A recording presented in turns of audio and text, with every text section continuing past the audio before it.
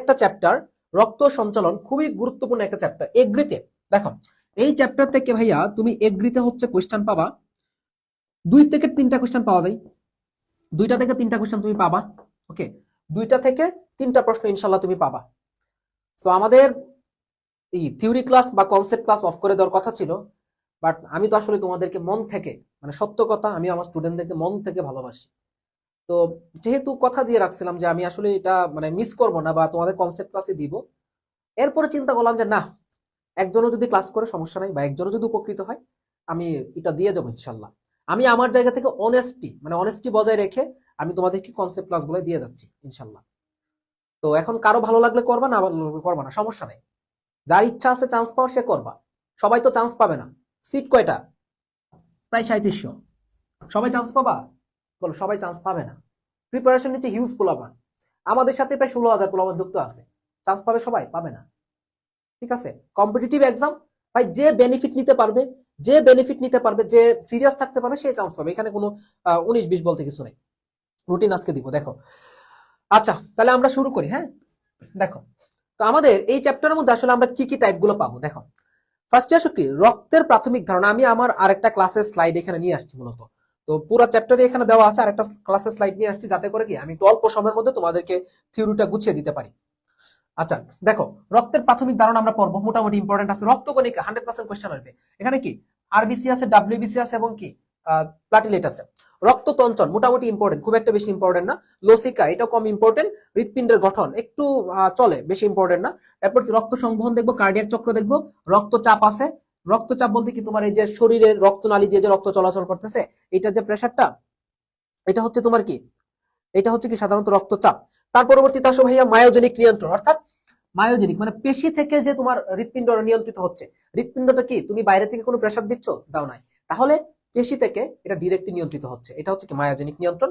And finally হচ্ছে কি হৃৎপিণ্ডের যে কিছু রোগ আছে, এই রোগগুলো পড়বো। 10টা টাইপ। চ্যাপ্টারটা একটু বড় আছে, বাট আমি চেষ্টা করবো তোমাদেরকে অল্প সময়ের মধ্যে শেষ করে দেওয়া। ক্লাসে যারা আছো একটা করে রিয়েক্ট দিয়ে দাও। একটা রিয়েক্ট দিলে খুবই খুশি হবো। লাভ রিয়েক্ট দিবা, ঠিক আছে? রিয়েক্ট দিলে খুশি হবো, তাহলে হচ্ছে তোমার ফ্রেন্ডদের কাছে ক্লাসটা যাবে ইনশাল্লাহ। আমাদের পরিশ্রমটা সার্থক হবে। ওকে, ফার্স্টে আসো কি আমরা দেখি একটু প্রাথমিক ধারণা। যারা যেহেতু পরীক্ষা দিবা তাদের জন্য কাজে লাগবে। ওকে, দেখো প্রাথমিক ধারণার মধ্যে কি কি জিনিসগুলো আছে। রক্ত কি? রক্ত হচ্ছে এক ধরনের তরল যোজক কণা। রক্ত হচ্ছে কি এক ধরনের তরল যোজক কণা। রক্ত হচ্ছে কি এক ধরনের তরল যোজক কণা, এটা আমরা সবাই জানি। আচ্ছা, এরপর আসো, রক্ত সর্বপ্রথম ধারণা দেন কে? হার্ভে। এই হার্ভেকে বলা হচ্ছে কি মানব শারীরতত্ত্বের জনক। তাহলে ফাদার অফ হিউম্যান ফিজিওলজি বা মানব শারীরতত্ত্বের জনককে হার্ভে। মানব শারীরতত্ত্বের জনককে বলো হার্ভে। হার্ভেকে কি বলা হচ্ছে? মানব শারীরতত্ত্বের জনক। ওকে, এখন ঠিক আছে। ওকে, এখন ঠিক আছে, একটু সিগন্যালের প্রবলেম করছিল।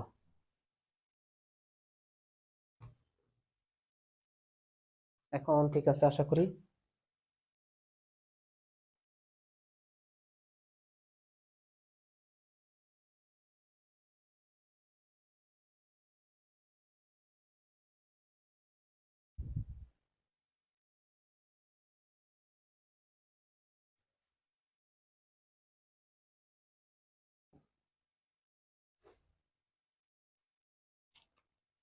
ওকে, ঠিক আছে, এখন ঠিকঠাক। আচ্ছা, তো যেখানে ছিলাম, মানব শারীরতত্ত্বের জনককে তোমার উইলিয়াম হার্ভে। আচ্ছা, তারপর সে রক্তের বর্ণ কি লাল, কেন লাল হচ্ছে, হিমোগ্লোবিনের জন্য লাল হচ্ছে, আমরা এগুলো ডিটেলসে পড়বো। রক্তের পিএইচটা একটু ভালো করে দেখবো, 7.35 থেকে 7.45। দুটাকে তুমি যদি অ্যাভারেজে করো তাহলে কত আসবে? 7.4 আসবে। প্রকৃতি কি দেখো, তুমি দেখো 7 এর চেয়ে একটু বেশি না, তার মানে কি এটা সামান্য ক্ষারীয় হচ্ছে, সামান্য ক্ষারীয়। আপেক্ষিক গুরুত্ব দেখো 1.065, 1.065। পরিমাণ সুস্থ দেহে, একজন সুস্থ মানুষের দেহে বা পূর্ণাঙ্গ মানুষের দেহে সাধারণত 5 থেকে 6 লিটার রক্ত থাকে। কত লিটার? সাধারণত হচ্ছে কি 5 থেকে 6 লিটার পর্যন্ত রক্ত এখানে থাকতে পারে। এটা পড়বা। এরপর আসো, দেখো দেহের কত পার্সেন্ট? এটা দেহের হচ্ছে কি 8%। এটা হচ্ছে কি আমার দেহের 8% পরিমাণ। আচ্ছা, এটা গেল। তারপর আসো রক্ত উৎপাদনের প্রক্রিয়া। রক্ত, যেখানে রক্ত থাকবে সেখানে কি থাকবে? হিম থাকবে। রক্ত মানে কি? হিম। আচ্ছা, তাহলে আমরা কি বলতে পারি? রক্ত উৎপাদনের প্রক্রিয়া, কোনো কিছু উৎপাদনের প্রক্রিয়া মানে কি? পোয়েসিস। কি বলবো? পোয়েসিস। তাহলে রক্ত উৎপাদন প্রক্রিয়ার নাম কি? হেমাটোপোয়েসিস। কি বলবো আমরা? এটা হেমাটোপোয়েসিস। এরপর আসো, যেখানে রক্ত নিয়ে আলোচনা করা হচ্ছে, যেখানে রক্ত নিয়ে আলোচনা করেছে সেটাকে কি বলবে?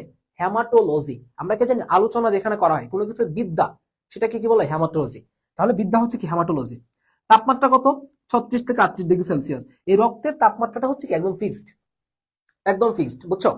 এবং 36 থেকে 38 ডিগ্রি সেলসিয়াস থাকে। এই জন্য আমাদের যে বডির টেম্পারেচার, তোমার বাইরের টেম্পারেচার যতই হোক না কেন, তুমি কানাডায় যাও, গিয়ে দেখো তোমার -5 ডিগ্রি 10 ডিগ্রি সেলসিয়াস পর্যন্ত থাকে।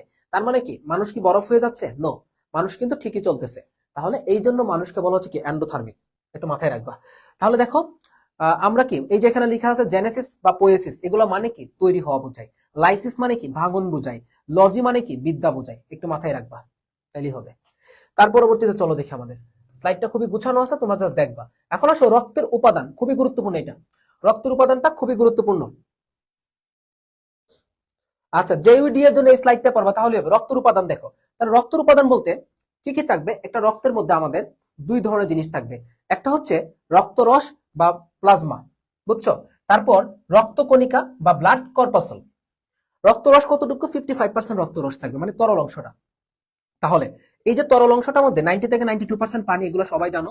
কণিকা হচ্ছে কত পার্সেন্ট? তোমার 8 থেকে 10%। 8 থেকে 10% হচ্ছে কি? এটা হচ্ছে কি কঠিন। 90 থেকে 92% পানি রক্তরসের, এবং তোমার 8 থেকে 10% হচ্ছে তোমার কি কঠিন। আচ্ছা, এখন দেখো এখানে কঠিনের মধ্যে দুইটা ভাগ আছে, একটা অজৈব আর একটা কি জৈব। আচ্ছা, অজৈব মানে কি? নরমালি সোডিয়াম ম্যাগনেসিয়াম, যেগুলো কি লবণ তৈরি করে, যেগুলোর জন্য রক্তের টেস্ট একটু নুনতা টাইপের হচ্ছে। এটা কেন হচ্ছে? তোমার sodium magnesium iron potassium calcium শেষ। জৈব, জৈব হচ্ছে কি? দেখো জৈব, জৈবের মধ্যে কারা থাকবে? যেমন প্লাজমা প্রোটিন থাকবে। তো প্লাজমা প্রোটিনটা আমরা কিভাবে মনে রাখি? জিপিএ 5 দিয়ে। গ্লোবিউলিন, প্রোথ্রম্বিন, অ্যালবুমিন এবং কি ফাইব্রিনোজেন, এগুলো প্লাজমা প্রোটিন। রেচন বর্জ্য থাকবে কি? হে জ্যান্থিন, আমরা সামনে পড়বো। অন্যান্য কিছু থাকবে। তো এইগুলা থেকে কোশ্চেন আসবে না তেমন একটা। এখান থেকে প্লাজমা প্রোটিন কোনটা? এটা আসতে পারে, এটা আসতে পারে। আর রেচন বর্জ্য কোনটা? এটা আসতে পারে। বাকিগুলাতে ইম্পর্টেন্ট না। আর রক্তকণিকা কি? আমরা জানি কি 3 প্রকারের পাওয়া যায়: লোহিত রক্তকণিকা, শ্বেত রক্তকণিকা, অনুচক্রিকা। এগুলো সব তোমরা জানো, ঠিক আছে? এগুলো নিয়ে আর নতুন করে পড়ানোর কিছু নাই। এখন আসো প্লাজমা প্রোটিন গুলো দেখো। প্লাজমা প্রোটিনটা কি দিয়ে মনে রাখি আমরা? জিপিএ 5 দিয়ে। Globulin, prothrombin, albumin, fibrinogen. এটা খুবই গুরুত্বপূর্ণ। গ্লোবিউলিন, প্রোথ্রম্বিন, অ্যালবুমিন, ফাইব্রিনোজেন, এটা খুবই খুবই গুরুত্বপূর্ণ একটা অংশ, খুবই গুরুত্বপূর্ণ অংশ। নেটটা এখন ঠিকঠাক?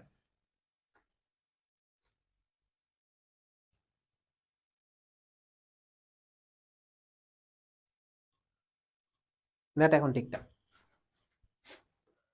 ওকে, তারপর আসো রেচন বর্জ্য। তো আমরা রেচন বর্জ্যগুলোকে কিভাবে মনে রাখবো? দেখো, রেচন বর্জ্যগুলো মনে রাখার উপায় হচ্ছে কি হে জামাই।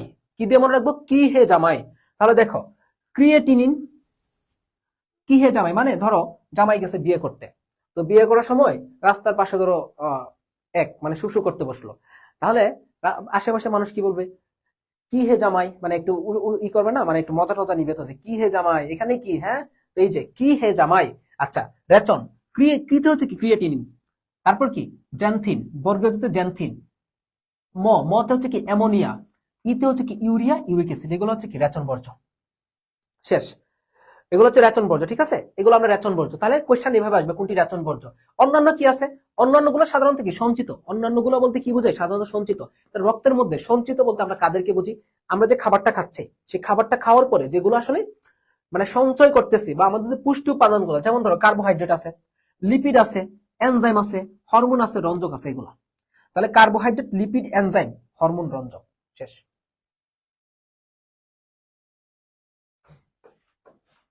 তারপর আসো রক্তের কাজ কি। ওকে, রক্তের কাজ মেইনলি রক্ত হচ্ছে কি? একটা পরিবহন করে। রক্ত মূলত কি? পরিবহনের কাজটা করে। লাইক ট্রাকের মতো করে পরিবহন করে। অর্থাৎ আমাদের শরীরে ট্রাক না, লাইক রেলগাড়ি বলতে পারি। তো রেলগাড়ি কি করে? এক জায়গা থেকে আরেক জায়গায় যায়, বিভিন্ন মালামাল নিয়ে যাচ্ছে, রক্ত সেম কাজটাই করে। তাহলে কি কি পরিবহন করে দেখো। ফার্স্টে পরিবহন, তার মানে শরীরের প্রত্যেকটা সেলের মধ্যে পুষ্টি উপাদানগুলোকে পরিবহন করে নিয়ে যাচ্ছে কে? এই রক্ত। রক্ত বিভিন্ন বর্জ্য পদার্থগুলোকে কি করে? পরিবহন করে নিয়ে যাচ্ছে। রক্ত বিভিন্ন শ্বসন গ্যাস। শ্বসন গ্যাস কি কি? এটা প্রশ্নে আসে যে নিচের কোনটি শ্বসন গ্যাস। অর্থাৎ শ্বসনের ক্ষেত্রে কি গ্যাস থাকে বলো? অক্সিজেন এবং কার্বন ডাইঅক্সাইড। তাহলে রক্ত কি করে? হৃৎপিণ্ড থেকে দেহ কোষগুলোতে অক্সিজেনটাকে নিয়ে যাচ্ছে, এবং দেহ কোষ থেকে কার্বন ডাইঅক্সাইডটাকে আবার কি করতেছে? তোমার হৃৎপিণ্ড দিয়ে আবার ফুসফুসে নিয়ে আসতেছে। তাহলে এই কাজটা কে করতেছে? রক্ত। তাহলে দেখো, পুষ্টি, বর্জ্য, শ্বসন গ্যাস, এগুলো পরিবহন। ফার্স্ট গেল। সাম্যতা রক্ষা করে। সাম্যতা কিভাবে রক্ষা করে?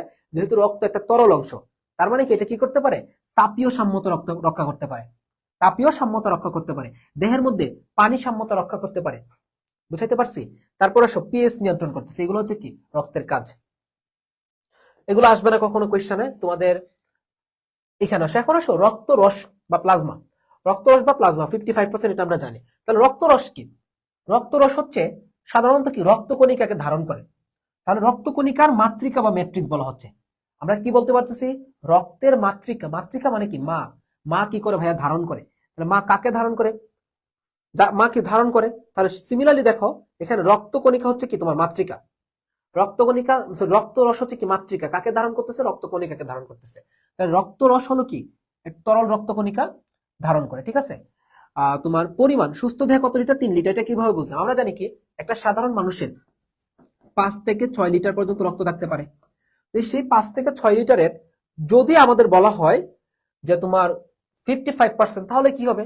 Almost 3 litre. একদম ফিক্সড আমরা 3 লিটার বলতে পারি না, অলমোস্ট হচ্ছে কি 3 লিটার পর্যন্ত হইতে পারে এটা, তাই না?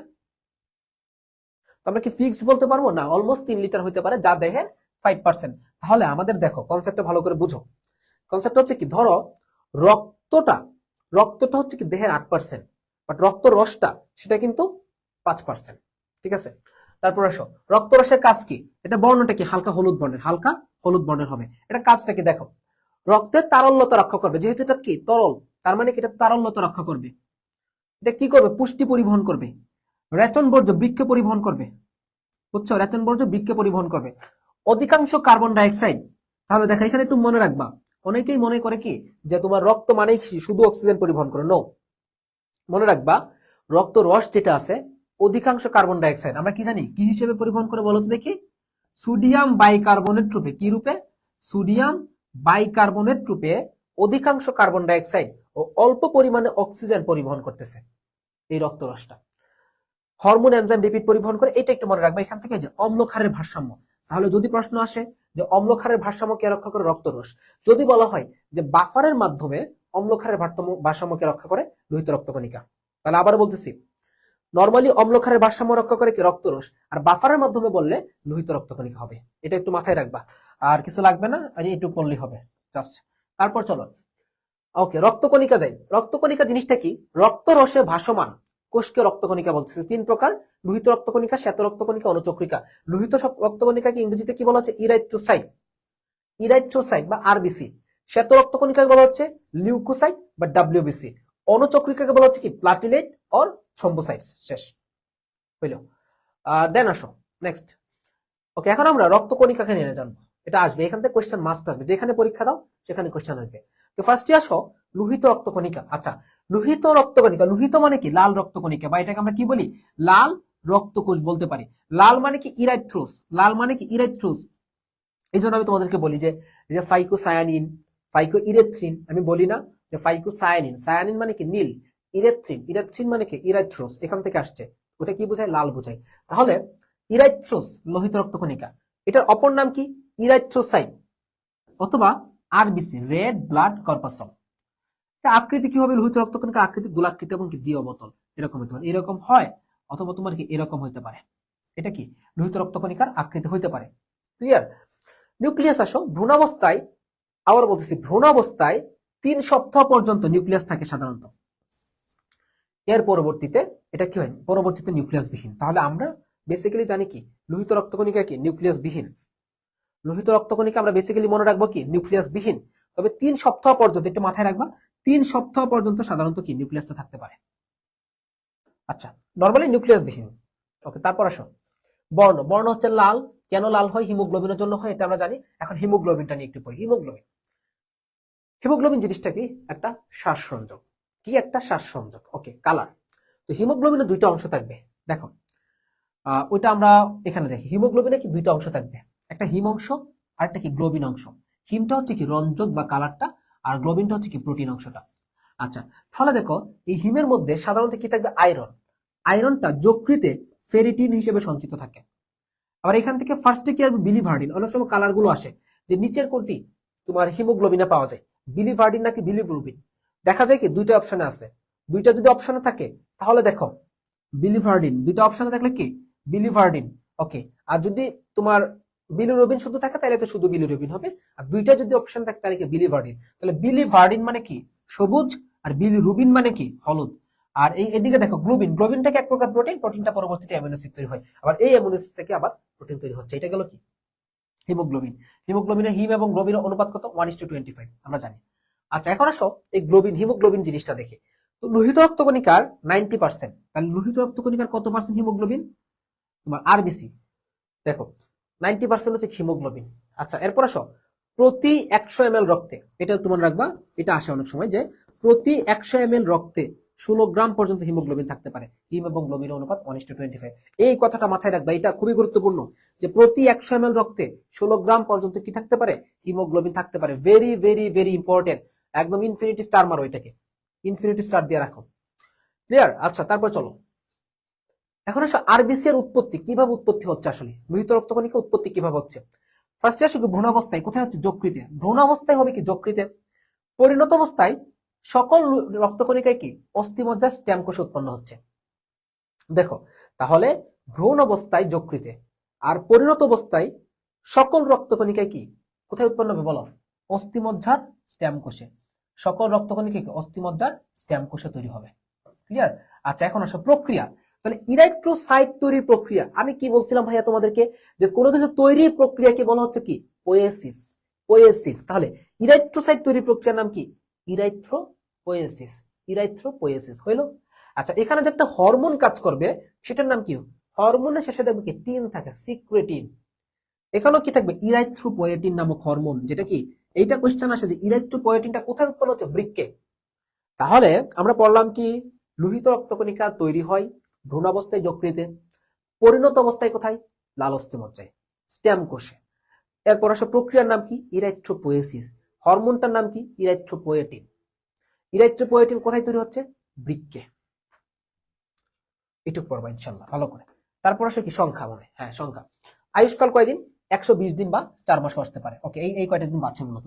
সংখ্যাটা খুবই গুরুত্বপূর্ণ, ভেরি ভেরি ইম্পর্টেন্ট, খুবই গুরুত্বপূর্ণ। দেখো এটা হচ্ছে কি সাধারণত প্রতি ঘন মিলিমিটারে লাখ, মানে কত লাখ দেখো 70, এভাবে লিখবে 70 80 সরি 90 80 70 60 55 50 45, এইভাবে সিরিয়ালি সাজাবা।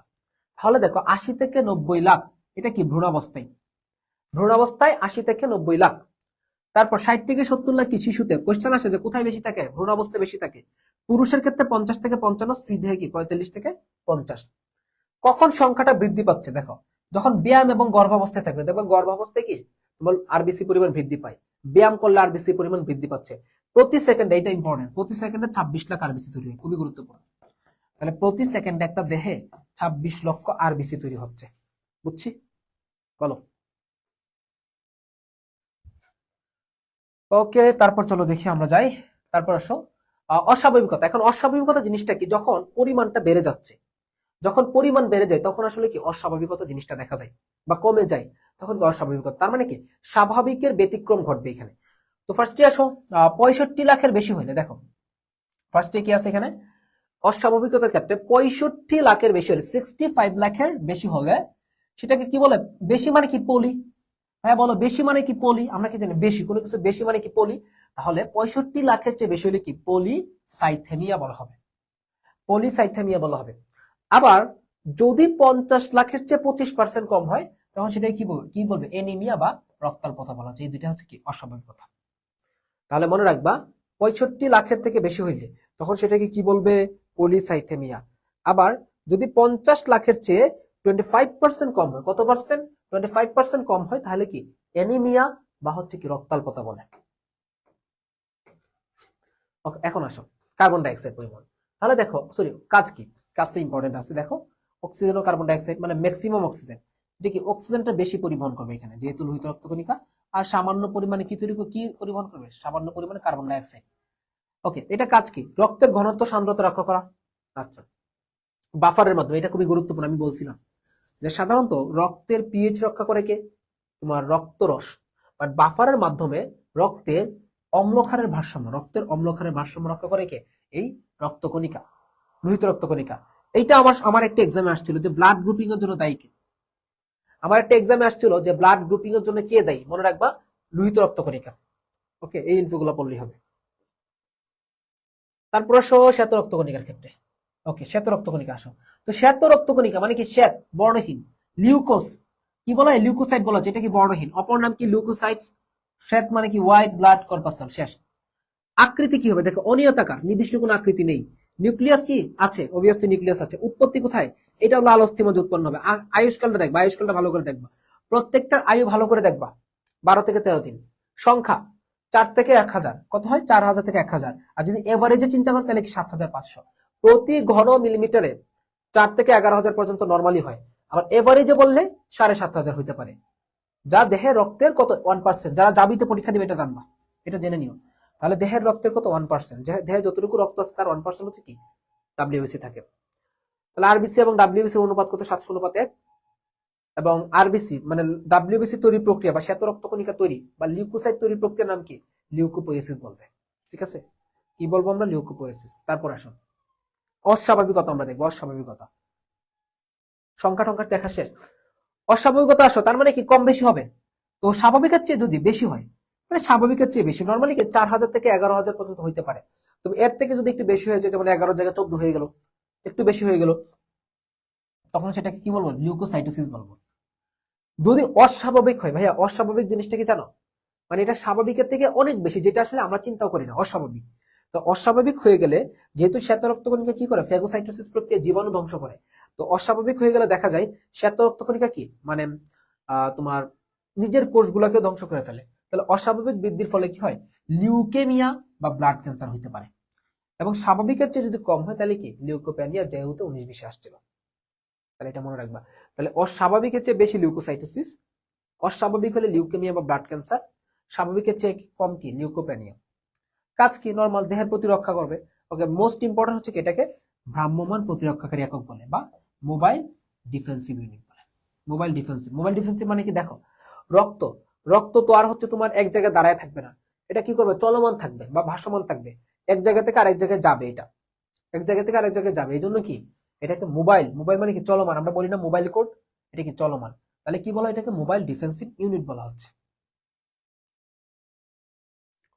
তারপর খুবই গুরুত্বপূর্ণ, এখন যে পার্টটা পড়বো সেটা কোশ্চেন 100% শিওর থাকো যে ভার্সিটি অ্যাডমিশনে কমন পাবা। 100% শিওর থাকো যে। ফার্স্টে আসো, কি বলা আছে এখানে? দানাদার বা গ্র্যানিউলোসাইট। দানাদার বা বলা আছে কি? গ্র্যানিউলোসাইট। দানাদার বা গ্র্যানিউলোসাইট। ঠিক আছে, দানাদার বা আমরা বলতে পারি কি? গ্র্যানিউলোসাইট। ওকে, আচ্ছা। বা অদানাদার, দানাবিহীন মানে কি? সাইটোপ্লাজমে কোনো দানা নাই, এটাকে কি বলা হচ্ছে? অ্যাগ্রানিউলোসাইট। কোনো দানা থাকবে না, সেটাকে কি বলবো আমরা? অ্যাগ্রানিউলোসাইট বলবো। ওকে, তাহলে অদানাদার মনোসাইট কে থাকবে? মনোসাইট এবং কি লিম্ফোসাইট। যাদের শেষে ফিল থাকবে তারাই দানাদার, ফিল নেই অদানাদার। মনোসাইট দেখো আকৃতি কি? বৃক্কের মতো। লাগবে না, এটা লাগবে না। সবচেয়ে বড় ডাব্লিউবিসি, তাহলে সবচেয়ে বড় ডাব্লিউবিসি কোনটা? মনোসাইট। এবং এটা কাজটা কি? মেইনলি কাজটা পড়বো, ফেগোসাইটোসিস। শেষ। লিম্ফোসাইট খুবই গুরুত্বপূর্ণ, কাজের ক্ষেত্রে লিম্ফোসাইট খুবই গুরুত্বপূর্ণ। জাস্ট পড়বা 3 প্রকার: T lymphocyte, B lymphocyte, natural killer. Okay, lymphocyte কি করে? অ্যান্টিবডি তৈরি করে, এবং এবং এটাকে বলা হচ্ছে আণুবীক্ষণিক সৈনিক বলা হচ্ছে। এটা বেশি ইম্পর্টেন্ট, এখান থেকে এই কথাটা বেশি ইম্পর্টেন্ট। লিম্ফোসাইটকে বলা হচ্ছে কি? তোমার আণুবীক্ষণিক সৈনিক, বা এটা কেন বলা হচ্ছে? অ্যান্টিবডি তৈরি করে। লিম্ফোসাইট কি করে? অ্যান্টিবডি তৈরি করে। কি করে? অ্যান্টিবডি তৈরি করে। নেক্সট, তারপর আসো আমরা একটু মানে যে প্রশ্ন আসবে লিখা আছে একবার, ভার্সিটি অ্যাডমিশন আসবে এখান থেকে প্রশ্ন। ইউসিনোফিল। ইউ ইউ মানে কি? আমরা জানি কি? প্রকৃত। ইউ মানে কি? প্রকৃত মানে কি? ইউ মানে প্রকৃত। নিউট্রো মানে কি? নিউট্রাল। বেসো মানে কি? বেজ মানে কি? ক্ষার। তো ইউসিনোফিল, ইউসিনোফিল মানে কি? দেখো এটার প্রকৃতি কি হবে? অম্লীয় হবে। একটু মনে রাখবা, ইউসিনোফিলে কত খন্ড? 2 থেকে 5 খন্ড। তাহলে এর নিউক্লিয়াসটা 2 থেকে 5টা খন্ড থাকবে, আর বাকি সবারটাই কি? 2 খন্ড। শুধু একটা কি 2 থেকে 5 খন্ড থাকে। আর প্রকৃত হচ্ছে এটা অম্লীয়। ইউ মানে কি? প্রকৃত, আমি বলছিলাম এটা কি? অম্লীয় হবে। আচ্ছা, অম্লীয় জিনিসের বর্ণ কি হয়? লাল বর্ণের হয়। আমরা জানি কি অম্ল হচ্ছে কি? লাল বর্ণের হচ্ছে। এবং এটা কি করে? কৃমি ও অ্যালার্জি। কাজ ভেরি ইম্পর্টেন্ট, কাজ কাজ হচ্ছে ভেরি ভেরি ইম্পর্টেন্ট। কাজটা খুবই খুবই গুরুত্বপূর্ণ। তাহলে এটা কাজ কি? কৃমি ও অ্যালার্জি প্রতিরক্ষা দিবে। ঠিক আছে, কৃমি ও অ্যালার্জি প্রতিরক্ষা দিবে। তারপর আসো নিউট্রোফিলের ক্ষেত্রে এটা নিউট্রাল। নিউট্রাল মানে কি? বেগুনি। আর এটা কি করে? ফেগোসাইটোসিস করে। আর বেসোফিলটা খুবই গুরুত্বপূর্ণ, এটা সবথেকে ইম্পর্টেন্ট। বেসোফিল দেখো, বেসোফিল কি হবে? বেজ। বেজ মানে কি? ক্ষারীয়। তারপর সেটা কি? ক্ষার মানে কি? নিউট্রাল, নীল বর্ণের। এটা কি করে? হ্যাপারিন নিঃসরণ করে এবং কি? রক্ত জমাট রোধ করে। তাহলে এটা কি করে? হ্যাপারিন নিঃসরণ করে এবং কি? রক্ত জমাট রোধ করে। তাহলে দেহের ভিতরে দেখো, আমাদের দেহের ভিতরে যে রক্ত চলাচল করতেছে, রক্ত কি জমাট বাঁধে? বাঁধে না। তাহলে এই যে রক্ত যেমন বাড়তেছে না, এটার জন্য কে দায়ী? হ্যাপারিনটা। হ্যাপারিন কি করে? রক্তটা যাতে জমাট না বাঁধে এটার জন্য কাজ করে মূলত। তারপর আসো, হিস্টামিন ক্ষরণ করে, রোগ প্রতিরোধ ক্ষমতা বৃদ্ধি করে। হিস্টামিন ক্ষরণের মাধ্যমে রোগ প্রতিরোধ ক্ষমতা বৃদ্ধি করে।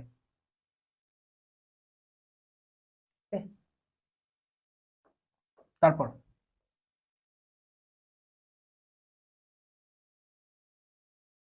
দুঃখিত, এখানে দেখো এইটা হচ্ছে 2 খন্ড, এটা হচ্ছে 2 থেকে 5, নিউট্রোফিলটা 2 থেকে 5 হবে, ঠিক আছে? নিউট্রোফিলটা 2 থেকে 5 হবে।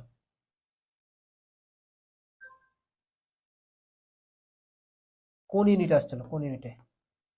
তারপর আসো, অনুচক্রিকা বা থ্রম্বোসাইটস। দেখো, অনুচক্রিকা, অনু মানেই তো ক্ষুদ্র, তাই না?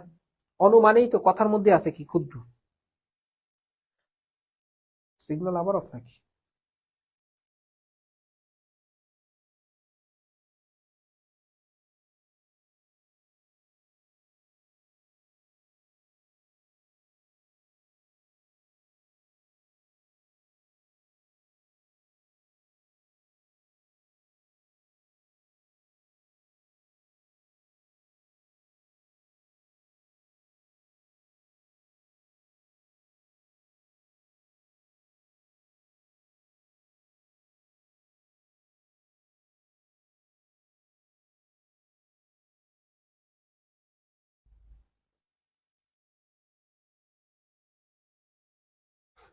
আচ্ছা দেখো, কি বলছে যে অনুচক্রিকা, হ্যাঁ, অনুচক্রিকা, এটাকে ইংরেজিতে বলবো কি? থ্রম্বোসাইট বা প্লাটিলেট।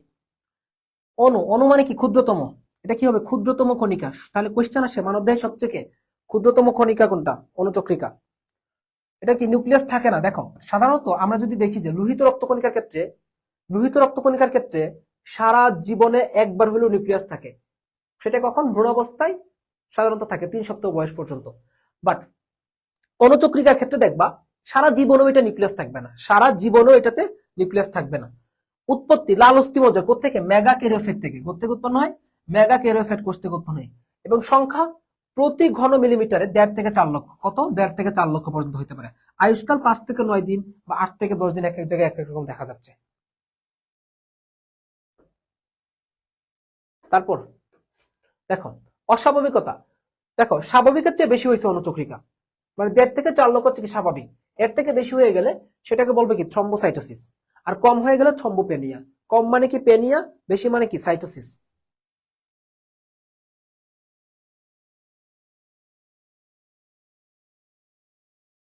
আচ্ছা, তাহলে এসো, কাজ, কাজ কি? রক্ততঞ্চন। এটা কি কাজ করবে? অনুচক্রিকার কাজ হচ্ছে কি? তোমার রক্ততঞ্চনে সহায়তা করা, রক্ততঞ্চনে সহায়তা করা। সেরাটোনিন, সেরাটোনিনটা খুবই গুরুত্বপূর্ণ। রক্ততঞ্চন মানে কি? ধরো তুমি কি করছো, একজনের পছন্দ করে মারলা একটা টান, গেল রক্ত বের হইয়া, তো এটা কি জমাট বাঁধবে না? এই যে জমাট বাঁধার কাজটা করে, এটাকে বলা হচ্ছে রক্ততঞ্চন বা ব্লাড ক্লটিং। তাহলে এই সেরাটোনিন, দেখো এই সেরাটোনিনের কাজটা কি? এই সেরাটোনিন কি করে? সাধারণত রক্তনালীটাকে সংকোচন ঘটায়। কিভাবে? ধরো এটা হচ্ছে তোমার কি রক্তনালী, তো চিন্তা করো যে এই দিক দিয়ে রক্ত আসতেছে, রক্ত আসতেছে আসতেছে আসতেছে, তখন তোমার কেটে গেছে এই জায়গাটায়, এই জায়গায় কেটে গেলে সেরাটোনিন কি করবে? এই নালীটাকে এভাবে সংকুচিত করবে। তাহলে সংকুচিত যদি করা হয়, তাহলে দেখো এখানে কি, তুমি যদি এখানে একটা জালক বেঁধে দাও, মানে জালক বলতে কি, ফাইব্রিন জালক তৈরি করে ফেলে, তাহলে কি এইখানে তৈরি করা জালকটা আর এখানে তৈরি করা পার্থক্য না? তার মানে কি, তোমার দেখো বড় থাকলে হচ্ছে কি, তোমার এখানে জালকটা ঠিকঠাক মতো হইতো না, বা রক্ততন্ত্রটা ঠিক মতো হইতো না।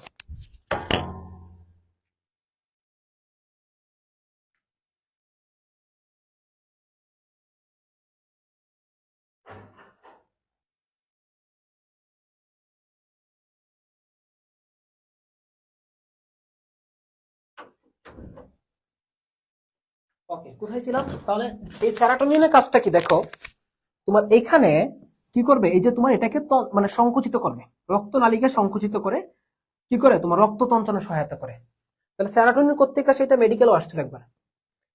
সেরাটোনিন আসে কি? অনুচক্রিকা থেকে। এরপর আসো, ব্লাড ক্লটিং বা রক্ততঞ্চন। ব্লাড ক্লটিং, ক্লটিং বা রক্ততঞ্চন। আচ্ছা, রক্ততঞ্চন জিনিসটা কি? রক্তপাত বন্ধ করা, এটা হচ্ছে কি রক্ততঞ্চন, বা প্রক্রিয়াটাকে বলা হচ্ছে রক্ততঞ্চন প্রক্রিয়া। তাহলে এটা কি করে? রক্তপাত বন্ধ করে। রক্তক্ষরণকাল মানে কি?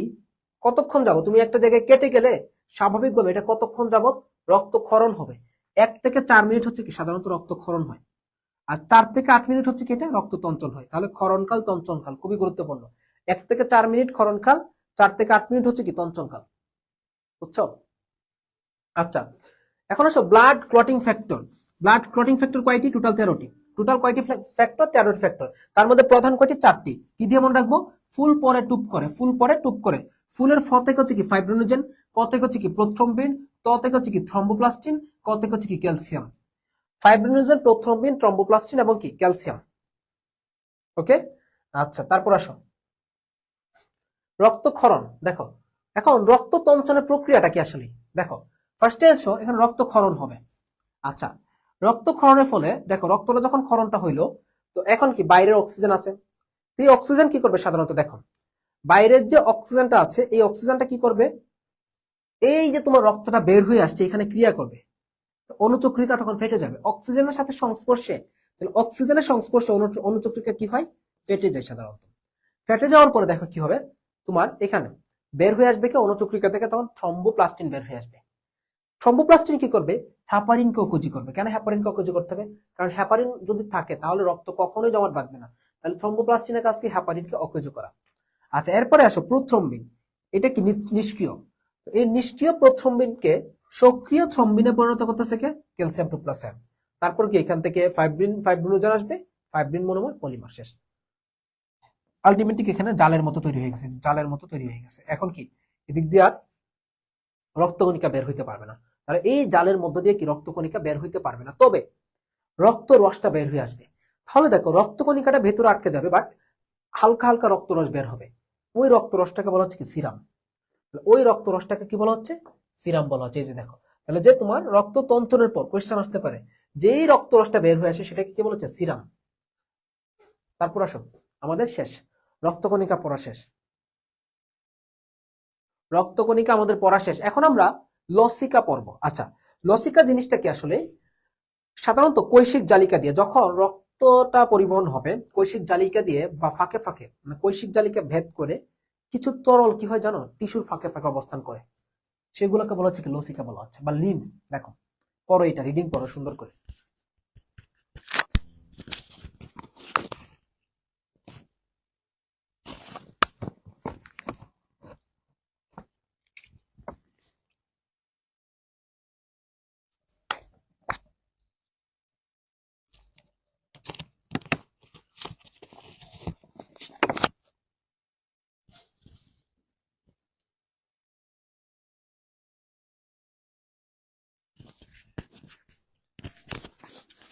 আচ্ছা দেখো, তাহলে আমরা কি দেখলাম এখানে? লসিকা।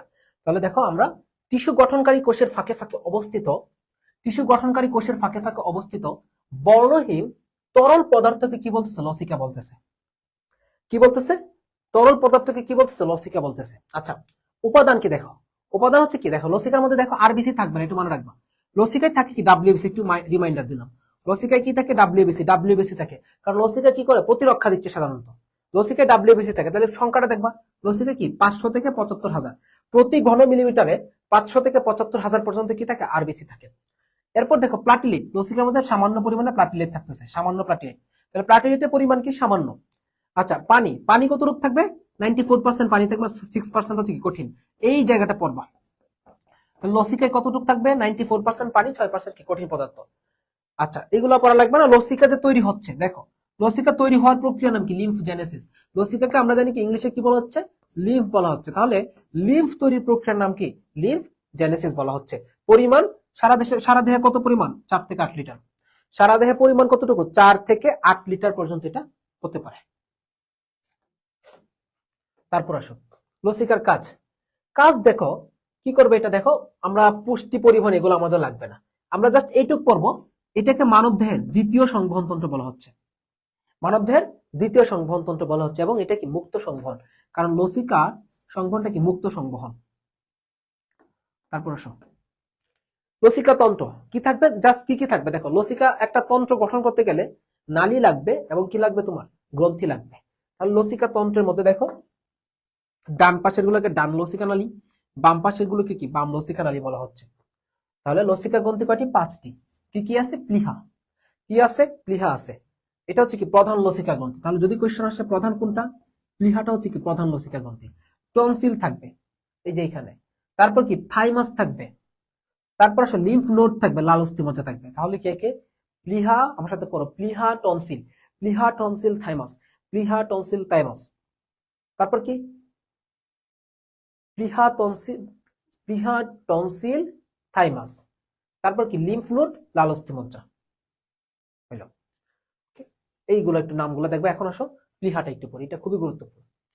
প্লিহা ইংলিশে যেটাকে বলা হচ্ছে স্প্লিন বলা হচ্ছে, ইংলিশে স্প্লিন বলা হচ্ছে, প্লিহাকে বলা হয় স্প্লিন। প্লিহা জিনিসটা কি? সবচেয়ে বড় বা প্রধান লসিকা গ্রন্থি। তাহলে আমরা কি মনে রাখবো? সবচেয়ে বড় লসিকা গ্রন্থির নাম কি? প্লিহা। এটাকে কি বলা হচ্ছে? রক্তের রিজার্ভার। এটা কি করে? রক্তের রিজার্ভার বা ব্লাড ব্যাংক। কোয়েশ্চেনটা খুব ইম্পর্টেন্ট যে মানব দেহে রক্তের রিজার্ভার, মনে রাখবো, রক্তের রিজার্ভ করে রাখে কে? রক্ত রিজার্ভার বা ব্লাড ব্ল্যাঙ্কটাকে প্লিহা। এটা কতটুকু? 300 ml রক্তকে জমা রাখে। কত ml? 300 ml রক্তকে জমা রাখে। এবং এটাকে কি বলছে? লোহিত রক্তকণিকার অবস্থান। Very very important. প্লিহা ভালো করে পড়বা। তাহলে এখানে মনে রাখবো, ফার্স্টে প্লিহাকে বলা হচ্ছে কি? রক্তের রিজার্ভার। প্লিহাকে বলা হচ্ছে কি? Blood bank. প্লিহাকে বলা হচ্ছে কি? রক্তের ছাকনি। প্লিহাতে 300 ml পর্যন্ত রক্ত সঞ্চয় থাকতে পারে। টনসিল, টনসিল আসো। টনসিল হচ্ছে 3 ধরনের সাধারণত। দেখো, প্যালেটাইন, প্যালেটাইন হচ্ছে কি? প্রধান। অ্যাডিনোয়েড, লিঙ্গুয়াল। শুধু মনে রাখবো কি? প্যালেটাইন, প্যালেটাইনের প থেকে প্রধান। আর টনসিলের প্রদাহ, টনসিলের মধ্যে যদি কোনো জীবাণুর প্রদাহ হয় তখন সেটাকে বলে কি? টনসিলেক্টমি। শেষ। তাহলে টনসিল পড়ো, টনসিল, টনসিল 3 প্রকার। প্যালেটাইন, প্যালেটাইনটা মনে রাখবো, প্যালেটাইন হচ্ছে কি? প্রধান। প্যালেটাইন হচ্ছে প্রধান। টনসিলের প্রদাহকে কি বলা হচ্ছে? টনসিলেক্টমি। ওকে। তারপর আসো এটা লসিকা গ্রন্থি দেখো।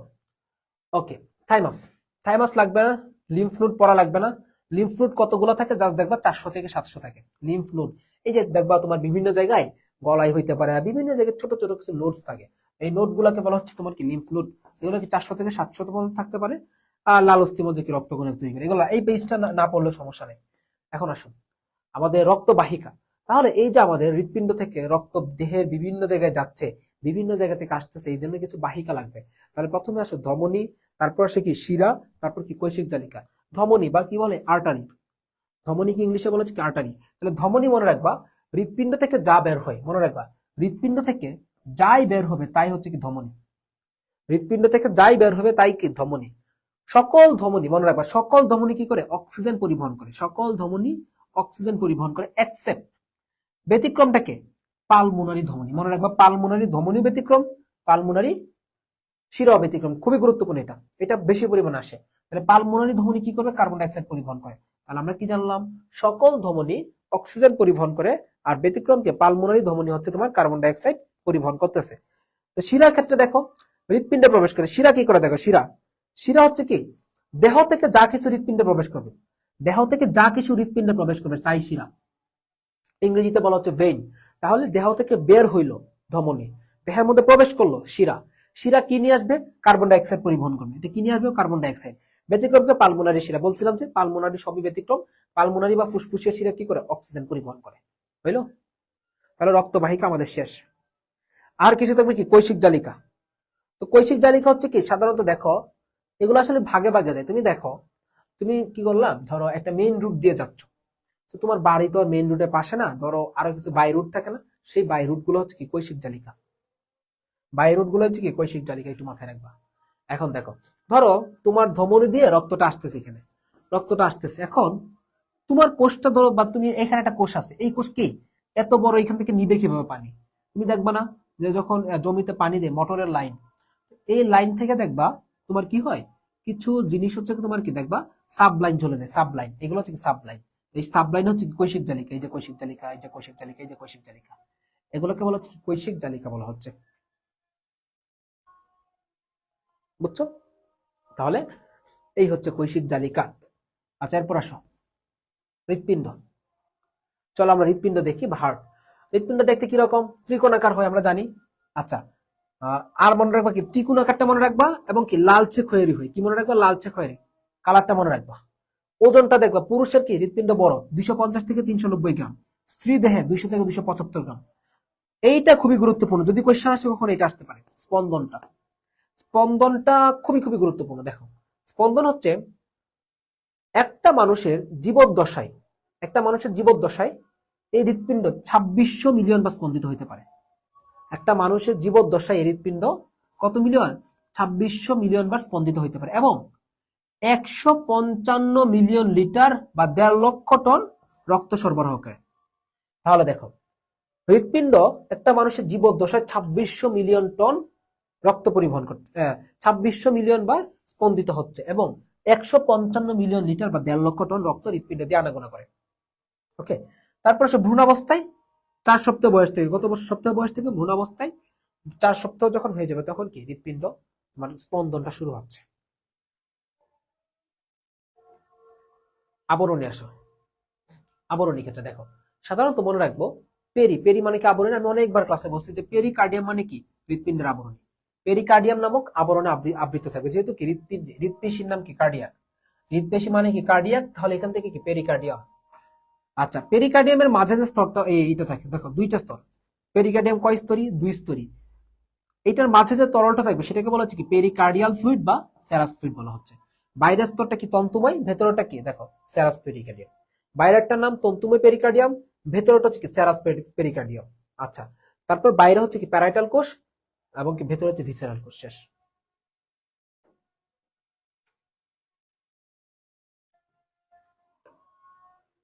এখন আসো প্রাচীর, হৃৎপিণ্ডের প্রাচীরটা একটু দেখি আমরা। দেখো হৃৎপিণ্ডের প্রাচীর খুবই গুরুত্বপূর্ণ, এটা ভেরি ভেরি ইম্পর্টেন্ট। তাহলে আমি কি বলছিলাম, যে কোনো জায়গায় এপি মানে কি বাইরে, এপি এফ এগুলো মানে কি বোঝায়? বাইরে বোঝায়। তারপর মায়ু, মায়ু মানে কি মধ্যে বোঝায়।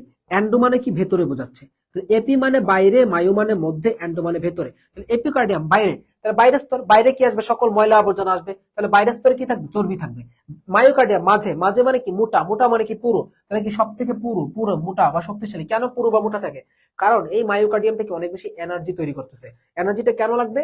কারণ হৃৎপিণ্ডের যে সংকোচন এবং প্রসারণ আছে না, এই সংকোচন প্রসারণকে নিয়ন্ত্রণ করতেছে কে? এই মায়োকার্ডিয়াম। হৃৎপিণ্ডের সংকোচন প্রসারণকে নিয়ন্ত্রণ করে এই মায়োকার্ডিয়াম। দ্যাটস ওয়াই এখানে কি তোমার অনেক মোটা বা পুরু পেশি থাকে। এন্ডোকার্ডিয়াম আছো, এটা কি? এন্ডো মানে কি ভেতরে, ভেতরের প্রাচীর এবং এটা কপাটিকা ঢেকে রাখে। তাহলে আমরা মনে রাখবো কি এন্ডোকার্ডিয়াম কপাটিকা ঢেকে রাখে। আচ্ছা, তারপর মায়োকার্ডিয়াম সংকোচন প্রসারণ নিয়ন্ত্রণ করে, কারণ এটা কি মোটা। এবং দেখো এপিকার্ডিয়াম হচ্ছে কি চর্বি লেগে থাকে। শেষ। জাস্ট কাজগুলো বলো, কাজগুলা জাস্ট কাজ। তারপর আসো, ওকে প্রকোষ্ঠের ক্ষেত্রে আসো। হ্যাঁ, প্রকোষ্ঠ, প্রকোষ্ঠটা দেখি চলো। হৃৎপিণ্ড কয় প্রকোষ্ঠ মানুষের বলো? মানুষের হৃৎপিণ্ড হচ্ছে কি 4 প্রকোষ্ঠ বিশিষ্ট। ক্লাস করার পর কোশ্চেন সলভ করলে বুঝবা যে কত সহজ। 4টা প্রকোষ্ঠ। তাহলে কি থাকবে? রাইট এট্রিয়াম, ডান অলিন্দ, তারপর কি বাম অলিন্দ, ডান নিলয়, বাম নিলয়। শেষ। ডান পাশে কি থাকবে? এখানে ডান পাশ সবসময় কি কার্বন ডাইঅক্সাইড যুক্ত রক্ত, সেটা ডান অলিন্দ হোক বা ডান নিলয় হোক, অলওয়েজ কার্বন ডাইঅক্সাইড যুক্ত রক্ত। আর বাম পাশ, বাম পাশে কি সবসময় অক্সিজেন যুক্ত রক্ত, এটা মাথায় রাখবো। আচ্ছা, এরপর আসো, এই যে এখানে লেখা আছে নিলয়ের প্রাচীর সবচেয়ে বেশি পুরু। দেখো সবচেয়ে বেশি পুরু হচ্ছে কি বাম নিলয়। কেন? কারণ দেখো অলিন্দের কাজটা কি? অলিন্দের শুধু কি করবে? এখানে শুধু হা করবে, হা করলে শুধু এখান দিয়ে রক্ত এসে প্রবেশ করবে। বাট নিলয়ের কাজটা কি? নিলয়ের কাজটা হচ্ছে কি সে চাপ দিবে এখানে। সে যখন এখানে প্রেসার ক্রিয়েট করবে প্রাচীরের মধ্যে, প্রেসার ক্রিয়েট করলে কি এখানে যে তোমার মহাধমনী থাকবে, সে মহাধমনী দিয়ে রক্তটা বের হয়ে যাবে। এই জন্য কি তোমার নিলয়ের প্রাচীরটা বেশি পুরু হচ্ছে। কেন পুরু হচ্ছে? কারণ প্রেসার দেওয়ার জন্য শক্তি লাগবে, আর সেই শক্তিটা আসবে কোত্থেকে? পেশি থেকে আসবে। ঠিক আছে?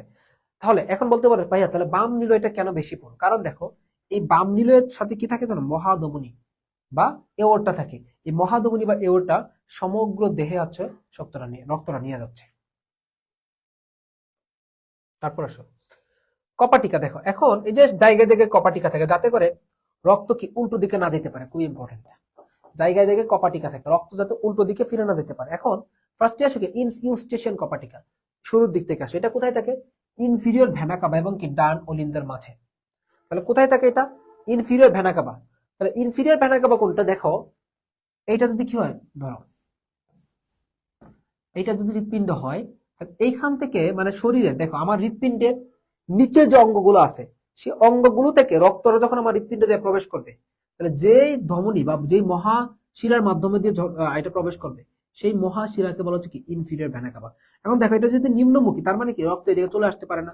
তো যাতে না সেই জন্য কি এখানে একটা কপাটিকা ইউজ করা হয়, সেটার নাম কি? ইউস্টেশিয়ান কপাটিকা। ট্রাইকাসপিড, ট্রাই মানে কি 3, এটাকে বলা হচ্ছে ত্রিপত্রী কপাটিকা। এটা কই থাকতেছে? ডান অলিন্দ এবং কি ডান নিলয়ের মাঝে। পালমোনারি ধমনী বা ফুসফুসীয় ধমনী। দেখো পালমোনারি ধমনী কাজটা কি? ফার্স্টে মনে রাখবা, পালমোনারি বা ফুসফুসীয়, এই ধমনির কাজটা কি? এই ধমনির কাজটা হচ্ছে দেখো, এই ধমনী পালমোনারি ধমনির কাজটা হচ্ছে তোমার রক্তটাকে সাধারণত এই ডান পাশ থেকে নিয়ে যাবে। তাহলে এটাকে কি বলা হচ্ছে তোমার, দেখো এটা কোথায় থাকতেছে, পালমোনারি বা ফুসফুসীয় কপাটিকা এখানে। চলো কি আছে দেখো। তো প্রথমে আসো রক্ত সংবহন, মানে রক্ত সংবহনের যে ধারণা, এই ধারণাটা কে দেন? William Harvey. তো উইলিয়াম হার্ভে কি করেছেন? রক্ত সংবহনের ধারণাটা দিয়েছেন। কে দিয়েছেন? উইলিয়াম হার্ভে হচ্ছে তোমার রক্ত সংবহনের ধারণা দিয়েছেন। আচ্ছা, এই রক্ত সংবহন হচ্ছে কত প্রকার? 4 প্রকার। কত প্রকার রক্ত সংবহন হচ্ছে? 4 প্রকারের রক্ত সংবহন হচ্ছে। আচ্ছা, কি কি? সিস্টেমিক। সিস্টেমিক মানে কি? সমগ্র দেহে। এটা কি? সমগ্র দেহে পরিবাহিত হবে, সমগ্র দেহে। তারপর পালমোনারি। পালমোনারি মানে কি? ফুসফুস পর্যন্ত। অর্থাৎ দেখো, সিস্টেমিক মানে কি? সমগ্র দেহে রক্তটা নিয়ে যাবে, এটা কি সিস্টেমিক। পালমোনারি মানে কি? ফুসফুস, অর্থাৎ কি তোমার রক্তটা নিয়ে ফুসফুসে যাবে, আবার ফুসফুস থেকে আসবে, এটাকে বলা হচ্ছে কি? পালমোনারি। এরপর আসো কি? Hepatic portal. এরপর কি? Hepatic portal. কি আছে তোমার? Hepatic portal. হ্যাপাটিক পোর্টাল মানে হচ্ছে তোমার সাধারণত তোমার যকৃতে মানে যকৃতে কি হয় তোমার, এটা হয়, মানে এটা কি উপকেন্দ্র আর কি। হ্যাপাটিক পোর্টাল মানে হচ্ছে কি? পোর্ট মানে কি? বন্দর। অর্থাৎ আমরা যে খাবার খাচ্ছি, পুষ্টি উপাদানগুলা ক্ষুদ্রান্ত্রের মধ্যে কি হয়? শোষণ হয়, এবং শোষণের মাধ্যমে হ্যাপাটিক পোর্টাল যে তোমার সংবহন আছে, হ্যাপাটিক পোর্টাল শিরার মাধ্যমে কি হচ্ছে তোমার, বা নালিকার মাধ্যমে সমগ্র কোষের মধ্যে তোমার কি ছড়িয়ে যাচ্ছে পুষ্টি উপাদানগুলা। তারপর কি? করোনারি, যেটা কি হৃৎপিণ্ডের নিজের প্রাচীরে হচ্ছে। তারপর আসো কি বলা আছে দেখো, সিস্টেমিক জিনিসটা আমরা একটু দেখি। সিস্টেমিক সংবহনটা আমরা একটু দেখার চেষ্টা করি। সিস্টেমিক দেখো, সাধারণত সমগ্র দেহ অক্সিজেন পরিবহন। প্রথমে দেখো বাম নিলয়, তাহলে কোত্থেকে শুরু হবে? বাম নিলয়। আমরা জানি কি বাম পাশ, হৃৎপিণ্ডের বাম পাশ মানে অক্সিজেন, তাহলে বাম নিলয় থেকে শুরু হবে। বাম নিলয় থেকে কোথায় যাবে? মহাধমনী থেকে। মহাধমনী মানে কি? এওর্টা, বিশাল ধমনী মানে কি? Main root. তারপর দেখো এই মহাধমনী থেকে সিস্টেমিক ধমনী মানে কি? বাই রুটে চলে যাবে একটু। তাহলে অক্সিজেন যুক্ত রক্ত নিয়ে কোথায় যাবে? মহাধমনী, যেটাকে ইংরেজিতে বলা হচ্ছে এওর্টা। এওর্টা থেকে কি? সিস্টেমিক ধমনী, এবং যেই অঙ্গে আসলে রক্তটা লাগবে তারপর কি সেই অঙ্গের মধ্যে চলে যাবে এটা। আচ্ছা, ওখান থেকে আবার দেখো রক্তটা কি হবে? এই অঙ্গকে দিবে, এবং যাওয়ার পর এখানে কি ঘটবে? কোষীয় শ্বসন ঘটবে। এই অঙ্গের মধ্যে কি ঘটবে? কোষীয় শ্বসন ঘটবে, এবং কোষীয় শ্বসন প্রক্রিয়ায় এই যে তোমার কোষটা অক্সিজেনটাকে গ্রহণ করবে, কার্বন ডাইঅক্সাইডটাকে ছেড়ে দিবে, এবং এই কার্বন ডাইঅক্সাইডটা কি হবে? শিরায় আসবে। শিরা থেকে কি? মহাশিরা। এখন যদি আমার হৃৎপিণ্ডের উপরের কোনো একটা অংশ হয় তাহলে কি? ঊর্ধ্ব মহাশিরা দিয়ে আসবে। নিচের অংশ হলে কি? নিম্ন মহাশিরা দিয়ে উঠবে গিয়ে। তাহলে এই যে মহাশিরায় আসবে, এবং এখান থেকে ফাইনালি দেখো, এখান থেকে ফাইনালি কি? ডান অলিন্দ, এবং কি এরপরে ডান নিলয়ে আসবে। ডান অলিন্দ এবং কি ডান নিলয়ে। তা কি নিয়ে আসছে বলো? তাহলে এখান থেকে কি? কার্বন ডাইঅক্সাইড যুক্ত রক্তটা নিয়ে এখানে কি? ডান নিলয় পর্যন্ত আসছে। ওকে, তাহলে এটা হচ্ছে সিস্টেমিক সংবহন। সময় লাগে 25 থেকে 30 সেকেন্ড। আচ্ছা, তাহলে এখন রক্ত আমার কোথায় আছে বলো? এখন আমার রক্ত আছে কি? ডান নিলয়ের মধ্যে আছে, বুঝছো? এখন আমার রক্তটা আছে কোথায়? ডান নিলয়ে। তো এখন এই যে ডান নিলয়ে রক্তটা আছে, তো এখানে থাকলেই তো হবে না, কার্বন ডাইঅক্সাইড যুক্ত রক্ত। এখন এমন না যে তোমার রক্ত বারবার শুধু তৈরি হচ্ছে, তা কিন্তু না। তাহলে ডান নিলয়ে রক্তটা আছে, এখন এই রক্তটাকে আমার কি করতে হবে? বিশুদ্ধ করতে হবে। এগুলো আমার বিশুদ্ধ করতে হবে। তো বিশুদ্ধ করার জন্য এখন আমি কোথায় পাঠাবো? পিউরিফাইড সেন্টার, সেটা কি? ফুসফুস। আচ্ছা, তাহলে আমার রক্তটা কোথায় ছিল? ডান নিলয়ে। কি ছিল? কার্বন ডাইঅক্সাইড যুক্ত রক্ত। এই ডান নিলয় থেকে কার্বন ডাইঅক্সাইড যুক্ত রক্তটা কই যাবে? পালমোনারি ধমনীতে। দেখো কেন ধমনী বলছি, কারণ আমরা মনে রাখছি কি যে তোমার হৃৎপিণ্ড থেকে যা বের হবে তাই ধমনী। তাহলে এই পালমোনারি ধমনী কার্বন ডাইঅক্সাইড যুক্ত রক্তটা নিয়ে কোথায় যাবে? ফুসফুসে যাবে। কোথায় যাবে? ফুসফুসে যাবে। আচ্ছা, তারপর এই ফুসফুস থেকে অক্সিজেন সমৃদ্ধ, দেখো ফুসফুসে গিয়ে কি হবে? শ্বসন হবে। ফুসফুসে গিয়ে শ্বসন হবে, যেটা হচ্ছে আমরা শ্বসন শ্বাসকে চ্যাপ্টারে পড়ছি। তো ফুসফুসে শ্বসনটা হওয়ার মাধ্যমে এই যে কার্বন ডাইঅক্সাইড বের করতেছি, অক্সিজেন প্রবেশ করাইতেছি, এই অক্সিজেনটা গিয়ে প্রবেশ করবে, এবং ফাইনালি হচ্ছে কি? এটা পালমোনারি শিরার মাধ্যমে কোথায় আসবে? বাম অলিন্দে আসবে। তারপর এখান থেকে কি? ডান অলিন্দে এসে থেমে যাবে, শেষ। ওকে, আচ্ছা বুঝছো? এখন আসো ডান অলিন্দ চলে আসছে, বাম অলিন্দ, তারপর কি? সরি, বাম অলিন্দ, এবং কি বাম অলিন্দ থেকে কোথায় আসছে? এখানে দেখো বাম নিলয়। বাম অলিন্দ থেকে বাম নিলয়। এটা হচ্ছে কি? সাধারণত পালমোনারি বা ফুসফুসীয় সংবহন। ওকে, তারপর আসে পোর্টাল সংবহন। পোর্টাল, পোর্টাল মানে কি? হ্যাপাটিক। হ্যাপাটিক পোর্টাল আছে, এবং কি রেনাল পোর্টাল আছে। তাহলে রেনাল যে পোর্টালটা আছে সেটা কি মানুষে নেই, হ্যাপাটিক পোর্টালটা মানুষে আছে। তাহলে কোয়েশ্চেন আসতে পারে নিচের কোন সংবহনটি মানুষে নেই? অপশনে দেখবে রেনাল পোর্টাল আছে, রেনাল পোর্টাল মানুষের নাই। তাহলে কুকুর বা অন্যান্য প্রাণীতে থাকে, মানুষের মধ্যে থাকে না। তারপর আসে করোনারি। করোনারি মানে কি? ধরো হৃৎপিণ্ড তো সবাইকে রক্ত দিচ্ছে, আর হৃৎপিণ্ডে নিজেকে বেঁচে থাকার জন্য রক্ত লাগবে না, সেই নিজেকে বেঁচে থাকা যে রক্তটা সেটা হচ্ছে কি তোমার সাধারণত কি করোনারি। কালকে থেকে হচ্ছে কোয়েশ্চেন ব্যাংক সলভ ক্লাসই হবে। আমি আর যা বুঝলাম আমি ম্যাথটাই দিব, মানে তোমাদেরকে ম্যাথ ফিজিক্স যেটা আছে ম্যাথ ফিজিক্সটা হচ্ছে তোমাদেরকে থিওরি ক্লাসে দিব, concept class. But biology and হচ্ছে কেমিস্ট্রি, বায়োলজি কেমিস্ট্রি আমি কালকে থেকে কোয়েশ্চেন ব্যাংক সলভ ক্লাস নেব। আমি দয়া করে আমাকে ক্ষমা করবা, আমি আসলে মানে আমার কষ্ট হয়ে যায় আসলে এত, এই যে ধরো এখন থিওরি পড়াইলাম বা হচ্ছে এরপর আবার কোয়েশ্চেন সলভ করবো, মানে আমার মনে হয় যে কোয়েশ্চেন ব্যাংক সলভ ক্লাস করলে তোমাদের হয়ে যাবে আশা করতেছে। ডিটেলস ক্লাস নিয়ে শুধু শুধু আমি এখানে দাঁড়ায় বক বক করলাম, লাভ নাই তো, কোনো লাভ আছে? কোনো লাভ নাই। হয়তো বা কয়েকজনের লাভ হচ্ছে যারা করতেছো, বাকিরা হয়তো বা মনে হচ্ছে যে দরকার নাই, তাহলে আমি মেজরিটির দিকে আমার যাওয়া লাগবে। তো আমি কোয়েশ্চেন ব্যাংক সলভ ক্লাস নিব, নেক্সট ক্লাস থেকে সবাইকে বলে দিবা biology chemistry question bank solve ক্লাসে হবে। এবং আমি আমার কোয়েশ্চেন ব্যাংক সলভ ক্লাসের সাথে তুমি অন্যদের কোয়েশ্চেন ব্যাংক সলভ ক্লাস নিয়ে যেতে যাও না। আমি যেভাবে কোয়েশ্চেন ব্যাংক সলভ করাবো সেটা দিয়ে তোমার কভার হবে ইনশাল্লাহ, এমন ভাবেই পড়াবো। তবে থিওরি হইলে বেশি ভালো ছিল, আবার তোমরা হয়তো করতে চাচ্ছ না, দ্যাটস ওয়াই আমি দেখি আমি আর দুঃখিত। আর তোমাদেরকে আমি ফিজিক্স ম্যাথটা দিব, ফিজিক্স ম্যাথটা আমি তোমাদেরকে, আর অর্গানিকটা আমি থিওরি দিব, সমস্যা নেই, অর্গানিকের থিওরি ক্লাস দিব। ফিজিক্স ম্যাথ পুরোটাই থিওরি হবে, সমস্যা নেই, কনসেপ্ট ক্লাস হবে যেহেতু কনসেপ্টের প্রবলেম। বাট অর্গানিকটা পুরোটাই হবে, অর্গানিকটা থিওরি ক্লাস দিব, সমস্যা নেই। আর কি বাকি ছিল? রাসায়নিক পরিবর্তন কনসেপ্ট ক্লাস লাগবে না, কোয়েশ্চেন ব্যাংক সলভ ক্লাস দিয়ে আমার মনে হয় তোমাদের হয়ে যাবে। আর হচ্ছে আর বায়োলজি আমি সরি আমি দুঃখিত, আমি আর পারবো না। নোট দিব সমস্যা নেই। বায়োলজি আমি দুঃখিত, আমি কোয়েশ্চেন ব্যাংক সলভ ক্লাস দেবো নেক্সট ক্লাস থেকে। আজকে একটা নিছি, শেষ। আর আর না, কিছু করার নেই, কারণ লাভ নাই তো আসলে, দিয়ে লাভ নাই, কোনো দরকার আছে? জৈব যৌগ দিব না, জৈব যৌগ নিয়ে টেনশন করো না, জৈব যৌগ দিয়ে দিব না, সমস্যা নেই। বাট বাকিগুলো কোয়েশ্চেন ব্যাংক সলভ ক্লাস। এমন হইতে পারে আমি আর লাইভ ক্লাস নাও নিতে পারি, আমার ক্লাসগুলো এমন হইতে পারে কি লাইভের পরিবর্তে আমি ইউটিউবে রেকর্ড দিতে পারি, দেখি রাতের বেলা রেকর্ড করে আপলোড করে দিব, রেকর্ড ক্লাস দেখলে ভালো হবে তোমাদের, সমস্যা নেই। আচ্ছা দেখো সিস্টেমিক, তাহলে দেখো আমাদের করোনারি সংবহনটা কি। সিস্টেমিক ধমনী থেকে যখন তোমার হৃৎপিণ্ড, তো নিজের একটা হৃৎপিণ্ডের তো নিজের প্রাচীর আছে, হৃৎপিণ্ড শুধু সবাইকে দিয়ে যাবে, মানে ব্যাপারটা হচ্ছে কি তোমার ফ্যামিলির মধ্যে, তোমার ফ্যামিলিতে ধরো তোমার যে যে তোমার উপার্জন করে সে ধরো তোমার বাবা, উনি সবাইকে শুধু দিয়ে যাচ্ছে, মানে সবাইকে খাওয়াচ্ছে সবকিছু দিচ্ছে, বাট আলটিমেটলি ওনার নিজের স্বাস্থ্য যদি ঠিক না থাকে তাহলে কি লাভ আছে? লাভ নেই। তাহলে এটাই বোঝাতে চাচ্ছে যে তোমার সাধারণত এই যে তোমার হৃৎপিণ্ডের নিজেরও তো আসলে রক্ত লাগবে, নিজের কোষগুলো বাঁচতে হবে, নিজের যে প্রাচীরের কোষগুলো আছে সেগুলোর তো পুষ্টি লাগবে। তাহলে এই জন্য হচ্ছে কি সাধারণত তোমার সিস্টেমিক ধমনী থেকে অক্সিজেন যুক্ত রক্তটা করোনারি ধমনীতে আসবে। এখান থেকে কোথায় যাবে? হৃৎপিণ্ডে যাবে। হৃৎপিণ্ড থেকে কোথায় যাবে? তোমার করোনারি শিরা। হৃৎপিণ্ডে আসলো, হৃৎপিণ্ডের প্রাচীরে কি কোষীয় শ্বসন হবে, দেখো কোষীয় শ্বসন হবে। তাহলে এই কোষীয় শ্বসন থেকে দেখো অক্সিজেনটা রাখবে, কার্বন ডাইঅক্সাইডটা দিয়ে দিবে, এবং কি করোনারি শিরা থেকে ফাইনালি ডান অলিন্ডে চলে আসবে, এটাই, আর কিছু না।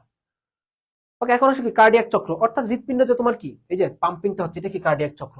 কার্ডিয়াক চক্রের মধ্যে কি থাকবে? সিস্টুল প্লাস হচ্ছে কি ডায়াস্টুল। সিস্টুল মানে সংকোচন, ডায়াস্টুল মানে কি প্রসারণ, শেষ। তাহলে দেখো 60 সেকেন্ড প্রতি 1 মিনিটে 75 বার সিস্টুল ডায়াস্টুল হচ্ছে, কতবার? 75 বার। তাহলে একবারের জন্য কতটুকু? 0.8 সেকেন্ড। তাহলে এটা মনে রাখবে যে কার্ডিয়াক কাল কতটুকু? 0.8 সেকেন্ড। এটা হচ্ছে কি কার্ডিয়াক কাল। তারপর কি আছে দেখো, এখন এই চারটা একটু পড়বে, এটা ইম্পর্টেন্ট আছে।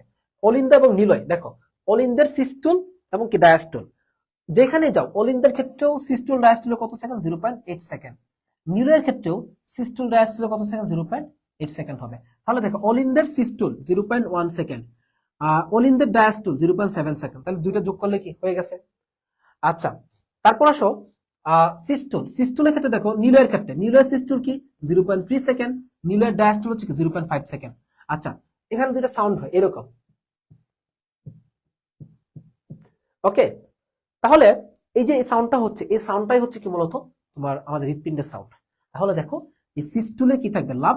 ডায়াস্টুলে কি ডাব, ডায়াস্টুলে ড আছে, ডতে ডাব, সিস্টুল হচ্ছে কি লাভ, শেষ। তারপর আসো রক্তচাপ, ব্লাড প্রেশার দেখি। তো ব্লাড প্রেশার কি দিয়ে পরিমাপ করা হচ্ছে? রক্তচাপটা মূলত কোথায় থাকে? রক্ত নালীগুলোতে। যে রক্ত যদি শরীরে বেশি হয়ে যায় তখন কি ব্লাড প্রেশারটা হাই হয়ে যাচ্ছে। তাহলে রক্ত নালীটা দেখো, তাহলে কি দিয়ে মাপা হয়? স্ফিগমোম্যানোমিটার দিয়ে রক্তচাপটাকে মাপা হচ্ছে। এখানে কি থাকতে পারে? দুইটা, সিস্টোলিক মানে কি সংকুচন চাপ, অবভিয়াসলি বেশি হবে। সংকুচন করতেছো তুমি, ধরো সংকুচন করাইতেছো, এটা কি চাপটা বেশি হবে। আর এটা কি প্রসারণ করতেছো, চাপটা কম হবে। তাহলে সংকুচন হচ্ছে কি 100 থেকে 139, আর ডায়াস্টোলিক বা প্রসারণ হচ্ছে কি 60 থেকে 90। আদর্শ ব্লাড প্রেশার কত? 120/80, শেষ। আর রক্ত অক্সিজেন মাপা হয় কি দিয়ে? পালস অক্সিমিটার দিয়ে। অক্সিজেন মাপ হয় পালস অক্সিমিটার দিয়ে, একটু মনে রাখবা। আর আদর্শ হচ্ছে 120/80। তারপর আসো ব্যারো রিসেপ্টর। ব্যারো শব্দ হচ্ছে কি আমরা জানি না, ব্যারোমিটার, ব্যারো মানে কি চাপ, রিসেপ্টর মানে কি সংবেদী, তাহলে চাপ সংবেদী। তাহলে ব্যারো রিসেপ্টর কি করতেছে, চাপের সংকেত দিচ্ছে। ব্যারো রিসেপ্টরের কাজটা কি, চাপের সংকেত দিচ্ছে, ঠিক আছে। ব্যারো রিসেপ্টর কি করে, চাপের সংকেত দিচ্ছে। আচ্ছা, অর্থাৎ যদি রক্তের মধ্যে ব্লাড প্রেশারটা বেড়ে যায়, তাহলে সেটা সংকেতটা দেখে ব্যারো রিসেপ্টর কোথায় দিচ্ছে, মস্তিষ্ককে দিচ্ছে, যে এখন ব্লাড প্রেশার বেড়ে গেছে, তুমি কিছু একটা করো। মস্তিষ্ক কি করবে, সেই অনুপাতে ব্যবস্থাটা নিবে। অথবা ব্লাড প্রেশার কমে গেলেও সেম জিনিসটা করবে, মস্তিষ্ক একটা ব্যবস্থা নিবে। তাহলে দুই ধরনের, উচ্চচাপ ব্যারো রিসেপ্টর, বা আমরা বলি কি এটাকে অ্যাওর্টিক আর্চ থাকবে, বা ক্যারোটিড সাইনাসে থাকবে। আর একটা হচ্ছে কি নিম্নচাপ। নিম্নচাপটা হচ্ছে কি আয়তনিক ব্যারো রিসেপ্টর। নিম্নচাপ ব্যারো রিসেপ্টরটা কি বলা হয়, আয়তনিক ব্যারো রিসেপ্টর। ওকে, কি থাকবে এখানে, সিস্টেমিক শিরা থাকবে, পালমোনারি রক্তবাহিকা থাকবে, এবং কি ডান এট্রিয়াম ডান অলিন্দ দেখবে। জাস্ট মনে রাখবা কি নিম্নচাপ ব্যারো রিসেপ্টরকে কি বলা হচ্ছে, আয়তনিক বলা হচ্ছে, এটা মনে রাখবে তাহলে হবে। ওকে, এখন আসো কি মায়োজেনিক নিয়ন্ত্রণ। আচ্ছা, মায়োজেনিক, মায়ো মানে কি পেশি, জেনিক মানে কি উৎপন্ন, মায়ো মানে পেশি, জেনিক মানে কি উৎপন্ন, অর্থাৎ পেশি থেকে উৎপন্ন। দেখো,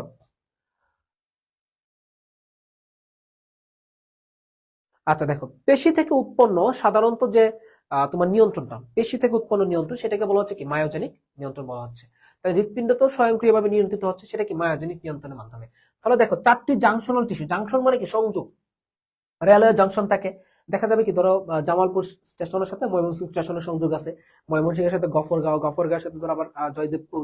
এই যে একটা জাংশনের সাথে আরেকটা জাংশনে কি থাকে, সংযোগ থাকতেছে, এটা কি জাংশনাল টিস্যু। জাংশনাল টিস্যু বলতে কি বোঝাচ্ছে, একটা নোডের সাথে আরেকটা নোডের যোগ আছে, যেমন কি এসএ নোড বা সাইনোএট্রিয়াল নোড। এই যে এইখান থেকে উদ্দীপনাটা এখানে আসবে, এরপর দেখে এবং ছড়িয়ে যাবে। তারপর কি এভি নোড, এট্রিওভেন্ট্রিকুলার বান্ডল অফ ফিস, এবং কি পার্কিনসে ফাইবার। শেষ। এসএনউডকে বলা হচ্ছে কি প্রাকৃতিক পেসমেকার, মনে রাখবা। এসএনউডটা কই থাকতেছে, superior vena CAVA, superior vena CAVA এবং কি ডান অলিন্দ, এটাকে কি বলা হচ্ছে, প্রাকৃতিক পেসমেকার। তাইলে এই যে আমাদের হৃৎপিণ্ডটা কি হচ্ছে, তোমার সংকোচন প্রসারণটা হচ্ছে, সিগন্যালটা কোত্থেকে আসতেছে, এই সিগন্যালটা তৈরি করে কি এসএনউড, এই জন্য এটাকে বলা হচ্ছে প্রাকৃতিক পেসমেকার। এবং এটার সিগন্যালটাকে সংরক্ষণ করে কি এভি নোড, এবং এটাকে বলা হচ্ছে কি সংরক্ষিত পেসমেকার। ওকে, আচ্ছা। আর বান্ডল অফ ভিস কি করে, দুইটা নীলের মাঝখানে, নীলের মাঝখানে কে থাকে বান্ডল অফ ভিস, এবং কি পার্কিনজা ফাইবার কি প্রত্যেকটা প্রাচীরের মধ্যে কি জালিকা তৈরি করে, জালক মানে কি প্রত্যেকটা মানে প্রাচীরের প্রত্যেকটা অংশে গিয়ে কি করে এটা ধরে ফেলে, এরকম আঁকড়ে ধরে আর কি। তারপর আসো, এই চারটা একটু মনে রাখো, এটা গুরুত্বপূর্ণ আছে। দেখো, এসানুড থেকে সাধারণত এভিনুডে, এসানুড থেকে এভিনুডে যে তোমার রক্তটা যেতে সময় লাগে কতটুকু, 0.03 সেকেন্ড। এসানুড থেকে এভিনুডে যাইতে সময় লাগে কতটুকু, 0.03 সেকেন্ড। ওকে, তারপর আসো এভিনোড থেকে ভেন্ট্রিকুলার যেতে সময় লাগে 0.04 সেকেন্ড। এখন দেখো, তাহলে এসএনোড থেকে এভিনোডে যাইতে কতটুকু সময় লাগে, তোমার 0.03 সেকেন্ড। আর এভিনোড থেকে ভেন্ট্রিকুলার যেতে 0.04 সেকেন্ড। মাঝে মাঝে হচ্ছে তোমার 0.09 সেকেন্ড যেটা আছে, মাঝে 0.09 সেকেন্ড, এটা হচ্ছে কি এভি নোডের মধ্যে এসে রেস্ট নেয়, এটাকে বলা হচ্ছে কি এভি নোডাল ডিলে। এটাকে বলা হচ্ছে কি এভি নোডাল ডিলে। তাহলে মনে রাখবা এসএন থেকে এভিএন 0.16 সেকেন্ড, টোটাল সময় লাগে 0.16 সেকেন্ড। আচ্ছা আমি বলি, আমি এক হইতে পারে রেকর্ড ক্লাস দিতে পারি, আর দুই হইতে পারে কি আমি ধরো বায়োলজির ক্ষেত্রে একদিনে ধরো 3 চ্যাপ্টার, মানে একটা লেকচারে ধরো 2 ঘন্টার একটা লেকচার, আমি 3টা চ্যাপ্টার কমপ্লিট করানোর জন্য যে কোয়েশ্চেন গুলো আছে, মানে কোয়েশ্চেন ব্যাংক, ওইটা সলভ করে দিব। তুমি যত ক্লাসই করো না কেন কোয়েশ্চেন ব্যাংক সলভের, আমি ইনশাল্লাহ এইটুকু গ্যারান্টি দিতে পারি, বা আমি এতটুকু কনফিডেন্টলি বলতে পারি, ইউটিউবে তুমি খুঁজবা আমার থেকে, মানে আমি যতটা টাইপ গুলা ক্লিয়ার করে দিই, তো যেভাবে টাইপ গুলা ক্লিয়ার করে দিই, এইভাবে তুমি কোনো কোয়েশ্চেন ব্যাংক সলভ ক্লাস ইউটিউবে পাবা না ইনশাল্লাহ। হয়তো বা পাবা, যে বলতেছে এইটা পড়বা, এইটা অপশন শেষ, বাট আমি একটা কোয়েশ্চেন দিয়ে একটা টাইপ ক্লিয়ার করে দিই কিন্তু। সো আমি চেষ্টা করবো যে ধরো বায়োলজি যে চ্যাপ্টার গুলো বাকি আছে, সেগুলো আমি একদিনে 2টা বা 3টা করে ক্লাস, মানে 2টা বা 3টা করে চ্যাপ্টার একসাথে করে কোয়েশ্চেন ব্যাংক সলভ দিয়ে দেবো। আর যদি বিশেষ প্রয়োজন হয়, নোটগুলো তো আছে, নোটগুলো পড়ে ফেলবা। ওকে, কারণ তোমাদেরকে অনেকবার বলা হয়েছে যে আসলে এতগুলো স্টুডেন্ট, মানে এত স্টুডেন্ট একসাথে এগ্রি প্রিপারেশন কোথাও নিচ্ছে না, তোমরা হয়তো জানো। তো এতগুলো স্টুডেন্ট এরপর যদি লাইফ ক্লাস যদি না করতেছে, তার মানে আলটিমেট আমাকে বুঝতে হবে যে ওরা আসলে হয়তো বা ওরা থিওরি গুলো ক্লিয়ার আছে, অনেক ম্যাক্সিমামলি থিওরি ক্লিয়ার। আমার তো শুধু শুধু এখানে আমারও তো কষ্ট হচ্ছে, তাই না? তো দরকার তো নাই। এই জন্য আমি কোয়েশ্চেন ব্যাংক সলভ ক্লাসে দিব। হৃৎপিণ্ডের রোগ, দেখো হৃৎপিণ্ডের কি কি রোগ হচ্ছে এখন দেখো। কার্ডিওমেগালি, কার্ডিওমেগালি, মেগা মানে কি বড়, মেগা মানে হচ্ছে কি বড়। তাহলে দেখো, মেগা মানে হচ্ছে কি বড়, তাহলে হৃৎপিণ্ড বড় হয়ে যাও এটাকে কি বলা হচ্ছে কার্ডিও মেগালি বলা হচ্ছে। হৃৎপিণ্ড বড় হয়ে যাও এটাকে বলা হচ্ছে কি কার্ডিও মেগালি। আচ্ছা পেরিকার্ডাইটিস, পেরিকার্ডাইটিস, পেরিকার্ডাইটিস মানে কি পেরিকার্ডিয়ামের প্রদাহ, এটাকে বলা হচ্ছে কি পেরিকার্ডাইটিস বলা হচ্ছে। আচ্ছা এরপর আসো কার্ডিও মায়োপ্যাথি, মায়ো, মায়ো মানে কি পেশি, মায়ো মানে কি পেশি, তার মানে কি হৃৎপেশি থেকে, কোত্থেকে হৃৎপেশির প্রদাহকে বলা হচ্ছে কি কার্ডিও মায়োপ্যাথি। রিউমেটিক হৃদরোগ এটা কি ব্যাকটেরিয়া জনিত বা এটাকে কি বলা হচ্ছে বাতজ্বর, এটাকে বলা হচ্ছে কি বাতজ্বর বলা হচ্ছে। তারপর কি কনজেনিটাল রোগ মানে কি জিনগত বা জন্মগত। তারপর আসো রক্তনালী সমস্যা মানে কি কার্ডিওভাস্কুলার, দেখে নিয়ে বলা। তারপর আসো দেখি অ্যানজাইনা, অ্যানজাইনাটা ইম্পর্টেন্ট আছে। অ্যানজাইনা মানে কি বুকে ব্যথা। আর সাধারণত কি যদি হৃৎপিণ্ডে যে তোমার ইগুলা থাকে মানে করোনারি ধমনী যেটা আছে এটাতে যদি ব্লক তৈরি হয় তখন কি মূলত বুকে ব্যথাটা হয়। তাহলে মনে রাখবা অ্যানজাইনা মানে হচ্ছে কি বুকে ব্যথা, বুকে ব্যথা। এটাকে কি বলা হচ্ছে হার্ট অ্যাটাকের পূর্বাবস্থা বলা হচ্ছে। অ্যানজাইনাকে কি বলা হচ্ছে হার্ট অ্যাটাকের পূর্বাবস্থা বলা হচ্ছে। অ্যানজাইনাকে বলা হচ্ছে কি হার্ট অ্যাটাকের পূর্বাবস্থা। তাহলে কয় প্রকার? তিন প্রকার, সুস্থিত এবং কি অস্থিত প্রিনজেমিটাল। সুস্থিত মানে কি যখন তোমার করোনারি ধমনীটা কি 50 থেকে 55% ব্লক হবে তখন সেটাকে বলবো কি সুস্থিত।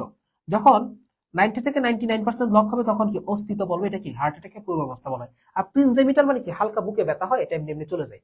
তাহলে এনজাইনার প্রথম লক্ষণ কি বুকে ব্যথা, যেটা 5 থেকে 30 মিনিট স্থায়ী হতে পারে এবং ব্যথাটা কি স্টারনামের দিকে ছড়িয়ে পড়ে। শেষ। তারপর আসো হার্ট অ্যাটাক। হার্ট অ্যাটাকে ইংলিশে কি বলছো মায়োজেনিক ইনফ্রাকশন, অর্থাৎ যখন তোমার হৃৎপিণ্ডের প্রাচীরে রক্ত কম যেতে যেতে যেতে যেতে একটা সময় কি হৃৎপেশিগুলো দুর্বল হয়ে পড়ে, সেটাকে বলা হচ্ছে কি হার্ট অ্যাটাক বলা হচ্ছে। তখন কি বুকে ব্যথা হয়। তাহলে হার্ট অ্যাটাকের কারণটা কি দেখো, কেন হতে পারে? ধূমপানের জন্য হতে পারে, উচ্চ রক্তচাপের জন্য হতে পারে, ডায়াবেটিসের জন্য হতে পারে, রক্তে বেশি চর্বি থাকলে হতে পারে, এবং কি ফ্যামিলিগত হতে পারে, বিভিন্ন কারণে হতে পারে। আর একটু লক্ষণগুলো দেখবো বুকে ব্যথা, ঘুমে আঘাত, ঘুমে ব্যাঘাত, তারপর কি কাশি, কফ, এগুলো হার্ট অ্যাটাক। তারপর সে কি হার্ট ফেল, যখন এতটাই দুর্বল হয়ে গেছে পেশিগুলা যে তোমার হৃৎপিণ্ড দেহের চাহিদা অনুযায়ী রক্ত দিতে পারতেছে না, তখন সেটাকে বলা হবে কি হার্ট ফেলিয়ার। তখন কি গোলাপি রঙের কফ তৈরি হবে, গোলাপি কফ, পেশি দুর্বল হয়ে যাবে, শরীরটা ফুলে যাবে। শরীর কেন ফুলে যাবে? কারণ এই যে তোমার ঠিকঠাক মতো কি রক্ত সংবহন হচ্ছে না, তখন শরীর ফুলে যাবে। এরপর আসো আমাদের কি দেখো কৃত্রিম পেসমেকার। ওকে, কৃত্রিম পেসমেকার তৈরি করেন কে? এই দেখো চার্ডাক এবং কি গ্রেট বাথ, ঠিক আছে, ওরা হচ্ছে কৃত্রিম পেসমেকারটা তৈরি করেছেন। কৃত্রিম পেসমেকার মানে কি যখন তোমার হৃৎপিণ্ড প্রপারলি কাজ করছে না। হৃৎপিণ্ড প্রপারলি কাজ করছে না বলতে কি বুঝো? শোনো, কৃত্রিম পেসমেকার জিনিসটা হচ্ছে কি যখন ধরো হৃৎপিণ্ড নিজের মতো করে কাজ করতে পারতেছে না। ওকে,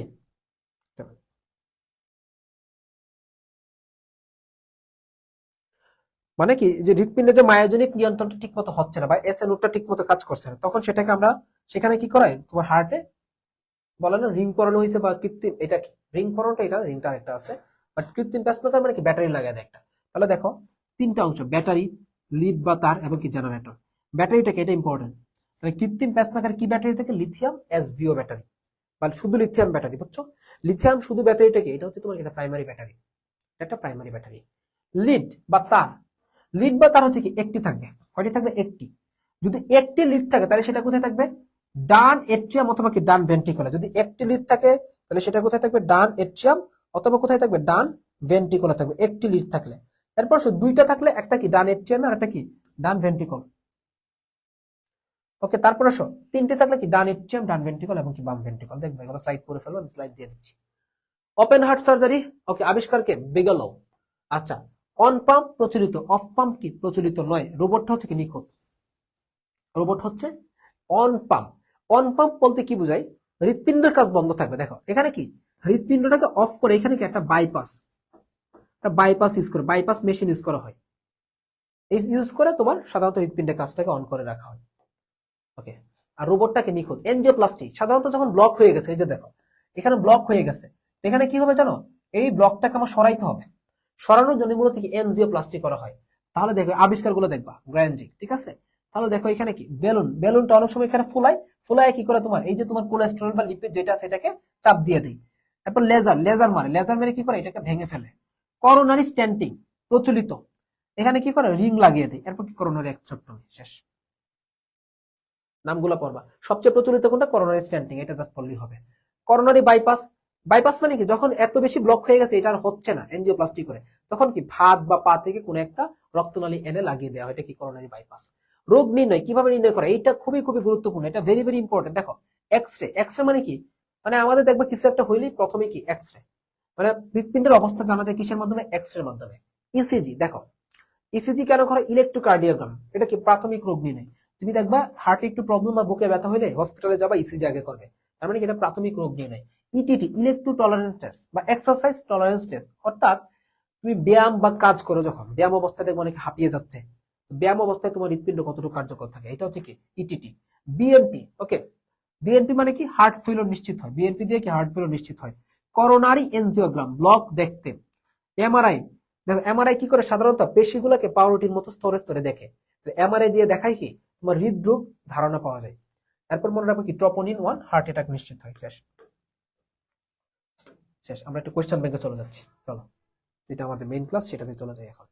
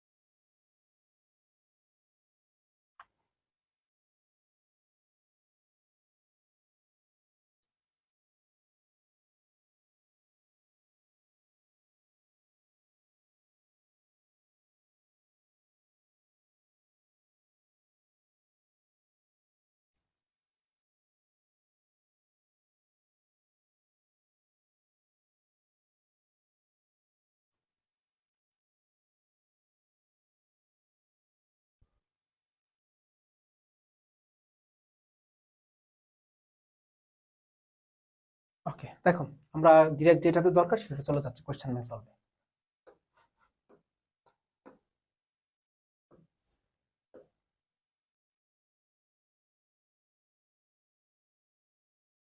চলো,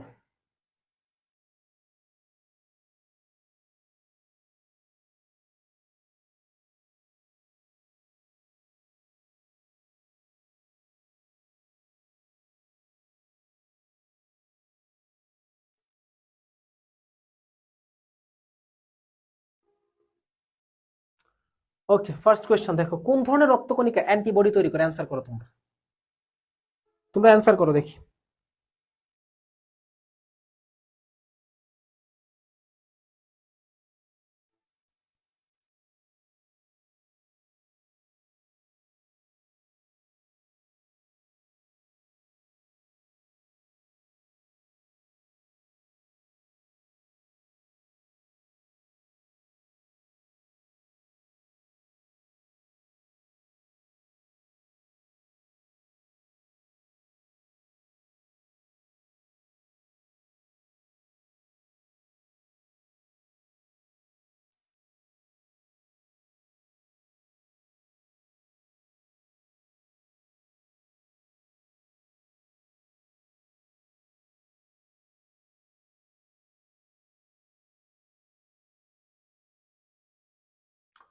ওকে চলো আমরা দেখি এখন যেটা আমাদের দরকার। ফার্স্ট অফ অল আসো, কোন ধরনের রক্তকণিকা অ্যান্টিবডি তৈরি করতেছে, দেখো।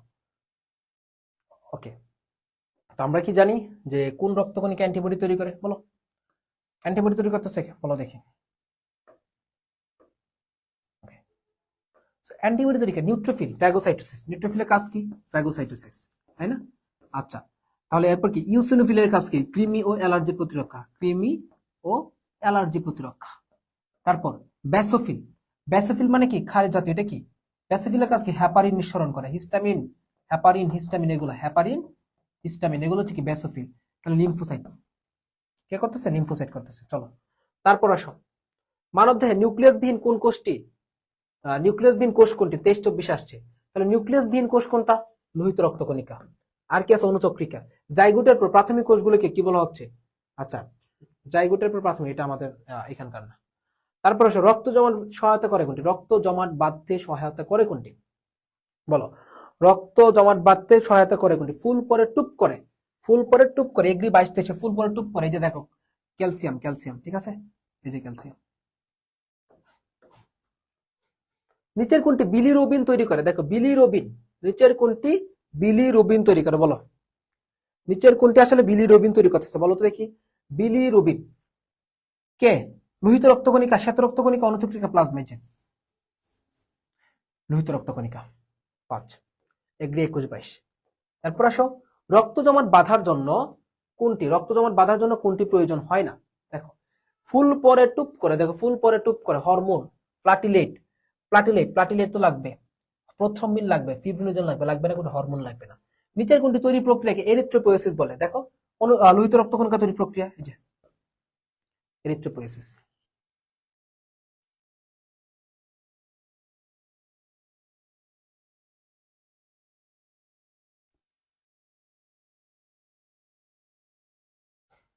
তারপর চলো, কৃত্রিম পেসমেকারে ব্যাটারি কি নির্মিত? দেখো, লিথিয়াম, নট লিথিয়াম আয়ন। এটা কি? একটা প্রাইমারি ব্যাটারি, এটা একটা প্রাইমারি ব্যাটারি। করোনারি ধমনী কোথায় রক্ত সরবরাহ করে? করোনারি ধমনী হৃৎপিণ্ডে। সহজ কোশ্চেন, একদম একদম সহজ, গুড, তোমরা সবাই পারো এগুলা। মানবদেহের হৃদযন্ত্রে কোনটিকে পেসমেকার বলা হচ্ছে? তাহলে পেসমেকার মানে কি? সাইনোয়েট্রিয়াল নোডকে বলা হচ্ছে, 20-21। আর এট্রিওভেন্ট্রিকুলার নোডকে কি বলা হচ্ছে? বলো, এট্রিওভেন্ট্রিকুলার নোডকে, সাইনোয়েট্রিয়াল নোডকে কি বলা হচ্ছে? পেসমেকার। আর এট্রিওভেন্ট্রিকুলার নোডকে কি বলা হচ্ছে? বলো, এট্রিওভেন্ট্রিকুলার নোডকে বলা হচ্ছে তোমার কি? সংরক্ষিত পেসমেকার, সংরক্ষিত পেসমেকার বলা হয়। ঠিক আছে, ওকে। এরপর চলো নেক্সট। কোন রক্তকণিকা দেহে অ্যান্টিবডি তৈরি করে? কোন রক্তকণিকা দেহে অ্যান্টিবডি তৈরি করে? তাহলে কে? লিম্ফোসাইট দেহে অ্যান্টিবডি তৈরি করতেছে। হৃৎপিণ্ডের প্রাচীর কি ধরনের পেশি দিয়ে গঠিত? হৃৎপিণ্ডের প্রাচীর কি ধরনের পেশি দিয়ে গঠিত বলছে? দেখো, অনৈচ্ছিক। দেখো, হৃৎপিণ্ডের প্রাচীর কি? সাধারণত দেখতে ঐচ্ছিক, বাট আলটিমেটলি কিন্তু অনৈচ্ছিক পেশি। গঠনটা অনৈচ্ছিক, বা দেখতে হয়তো ঐচ্ছিক আর কি, বাউতে আসছে। তারপর আসো, প্রাণীর লোহিত রক্তকণিকা পানিতে ডুবালে কি হয়? লোহিত কোন রক্তকণিকা যদি তুমি পানিতে ডুবাও তাহলে কি? স্ফীত হবে। পানিতে ডুবাইলে কি? পানি গ্রহণ করে স্ফীত হবে এবং কি ফেটে যাবে। মানবদেহের সকল শিরা হৃৎপিণ্ডের কোন প্রকোষ্ঠে প্রবেশ করে? সকল শিরা হৃৎপিণ্ডের কোন প্রকোষ্ঠে প্রবেশ করে? সকল শিরা, শিরা, শিরা মানে কোথায় প্রবেশ করবে বলো? সকল শিরা হচ্ছে কি তোমার? ডান অলিন্দে, ডান অলিন্দে। আর বের হবে কোত্থেকে? তোমার নিলয়গুলো থেকে সবসময়। এরপর আসো, রক্তের কোন কণিকার উপর রোগ প্রতিরোধ ক্ষমতা নির্ভরশীল? রক্তের কোন কণিকা? এই যে শ্বেত রক্ত কণিকা। মানব রক্তে হিমোগ্লোবিন কোন পদার্থের উপস্থিতির কারণে লাল হচ্ছে? আয়রন। সহজ না? একদম সহজ এবার। তারপর আসো দেখি, মানব দেহে রক্তের শতকরা কত ভাগ রক্তরস? মানব দেহে রক্তের শতকরা কত ভাগ রক্তরস? 45, 50। রক্তরসে কত ভাগ? 55। মানুষের রক্তের পিএইচ কত? এই দেখো 7 রক্তের পিএইচ কত? দেখো 7.3 থেকে 7.35 থেকে 7.45 হইলো। আচ্ছা, তারপর আসো, ডান নিলয় থেকে রক্ত কোথায় যায়? ডান নিলয় থেকে রক্ত কোথায় যাচ্ছে? পালমোনারি ধমনীতে, পালমোনারি শিরাতে, বাম নিলয়। তাহলে ডান নিলয় থেকে কোথায় যাচ্ছে? ডান নিলয়, ডান নিলয়, ডান নিলয় মানে কি? কার্বন ডাই অক্সাইড যুক্ত রক্ত, তার মানে কি? পালমোনারি ধমনীতে যাচ্ছে, পালমোনারি ধমনীতে। তারপর আসো দেখি, আমাদের রক্তের সবচেয়ে বড় কণিকার নাম কি? সবচেয়ে বড় কণিকার নাম কি? আমরা কি পড়ছি বলো? লিম্ফোসাইট। সবচেয়ে বড় কণিকাকে লিম্ফোসাইট নাকি বলো? তারপর আসো, কণিকাবিহীন রক্তের জলীয় অংশকে কি বলেছে? কণিকা নাই বা জলীয় অংশ, এটা অ্যান্সার করবো তোমরা। 21 অ্যান্সার করো, 21 অ্যান্সার করো, 21 তোমরা অ্যান্সার করো।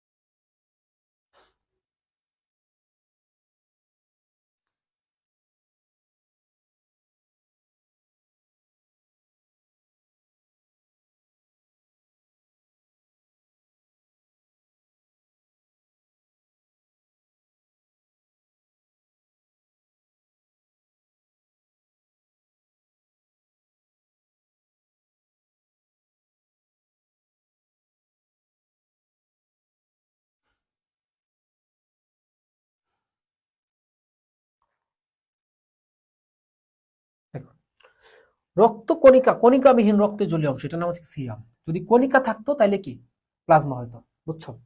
কণিকা থাকলে কি হইতো? প্লাজমা।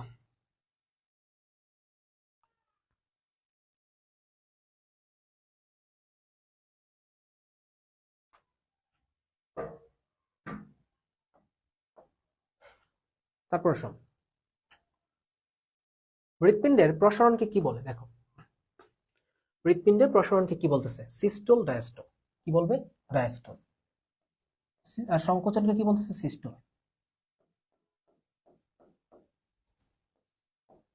সিস্টোল। মানবদেহে রোগ প্রতিরোধক হিসেবে কাজ করে কোনটা? রোগ প্রতিরোধ হিসেবে কাজ করে কোনটা? শ্বেত রক্তকণিকা। এই জন্য এটাকে বলা হচ্ছে কি? Mobile defensive unit. এটাকে বলা হচ্ছে mobile defensive unit. Mobile defensive unit, ঠিক আছে? ওকে। রক্ত জমাট বাঁধার জন্য নিম্নের কোনটি প্রয়োজন নেই? দেখো বাউতে আসছে 5-6 সেশনে। কোনটা প্রয়োজন? অনুচক্রিকা, প্রথ্রম্বিন, হরমোন। এই যে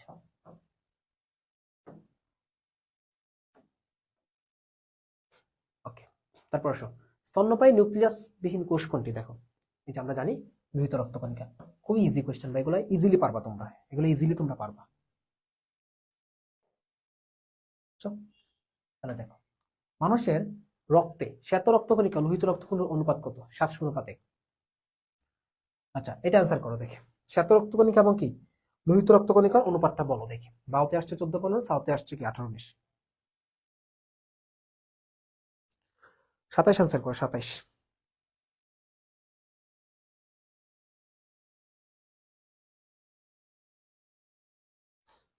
27টা অ্যান্সার করো দেখি, 27 নম্বর।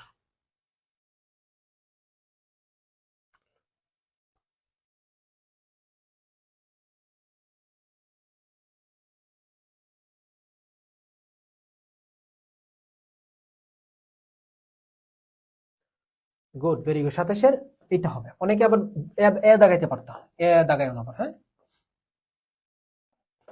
তারপর কোনটি এনজিওপ্লাস্টির প্রকার ভেদ নয়? এনজিওপ্লাস্টিকে করোনারি স্ট্যান্টিং, ব্যালুন এনজিওপ্লাস্টি, তারপর কি করোনারি অ্যাথ্রোক্টমি। এটা হবে না, এটা হবে না। বসা অবস্থায় প্রাপ্তবয়স্ক মানুষের স্পন্দন চাপ কত? দেখো, এটা সাউথে 17-18 আসছে বসা অবস্থায়, তার মানে স্পন্দন চাপ কত হবে বলো? এটা যদিও আমাদের এই সিলেবাসের অংশ না, আমাদের এটা বইয়ে মেনলি নাই। এটা মূলত কি 30 থেকে 40 হয়, 30 থেকে 40। এটা আমাদের না পড়লেও হবে, সমস্যা নাই। হার্ট অ্যাটাকের অপর নাম কি? দেখো, হার্ট অ্যাটাকের অপর নাম কি? Myocardial infarction. ইনফার্কশন, এই যে মানুষের লোহিত রক্তকণিকা কোন ধরনের বলো? মানুষের লোহিত রক্তকণিকা কি? উত্তল, দ্বিঅবতল। অ্যান্টিকোয়াগুলেন্ট কোনটি বলো? অ্যান্টিকোয়াগুলেন্ট বলো। অ্যান্টিকোয়াগুলেন্ট কোনটি? অ্যান্টিকোয়াগুলেন্ট বলতে কি বোঝায় সাধারণত? অ্যান্টিকোয়াগুলেন্ট বলতে সাধারণত কি বোঝাচ্ছে? সেটা হচ্ছে কি রক্ত জমাটের বিপরীত। কোয়াগুলেন্ট মানে কি? রক্ত জমাট বাঁধে। তার মানে কি অ্যান্টিকোয়াগুলেন্ট মানে বোঝাচ্ছে রক্ত জমাটের বিপরীত। রক্ত জমাটের বিপরীত হবে কি? অ্যান্টিকোয়াগুলেন্ট। তাহলে এটা কি হ্যাপারিন। এটা কি হ্যাপারিন।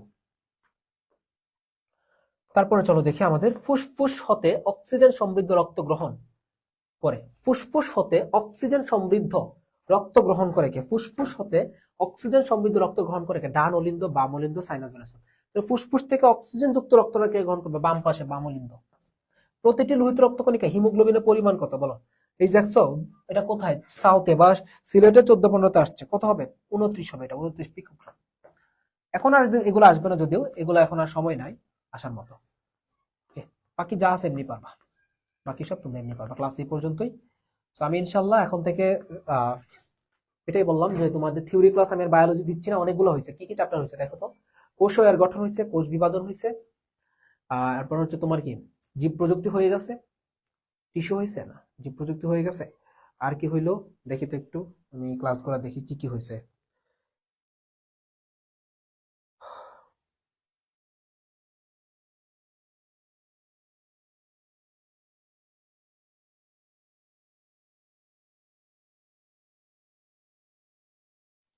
আচ্ছা, চলন অঙ্গ চালনা হইলো।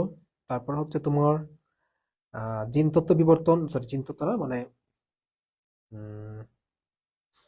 জীব প্রযুক্তি হইলো, শ্বসন শ্বাসক্রিয়া হয়ে গেল, কোষ বিভাজন হয়ে গেল, কোষ এর গঠন হইলো, প্রাণীর পরিচিত হইলো, প্রাণীর বিভিন্ন শ্রেণী। বাকিগুলো আমি কোয়েশ্চেন ব্যাংক সলভ করাবো শেষ। বাকিগুলো আমি কোয়েশ্চেন ব্যাংক সলভ করাই দিব তোমাদের। কিছু করার নেই। ওকে, থাকো, আল্লাহ হাফিজ, আসসালামু আলাইকুম।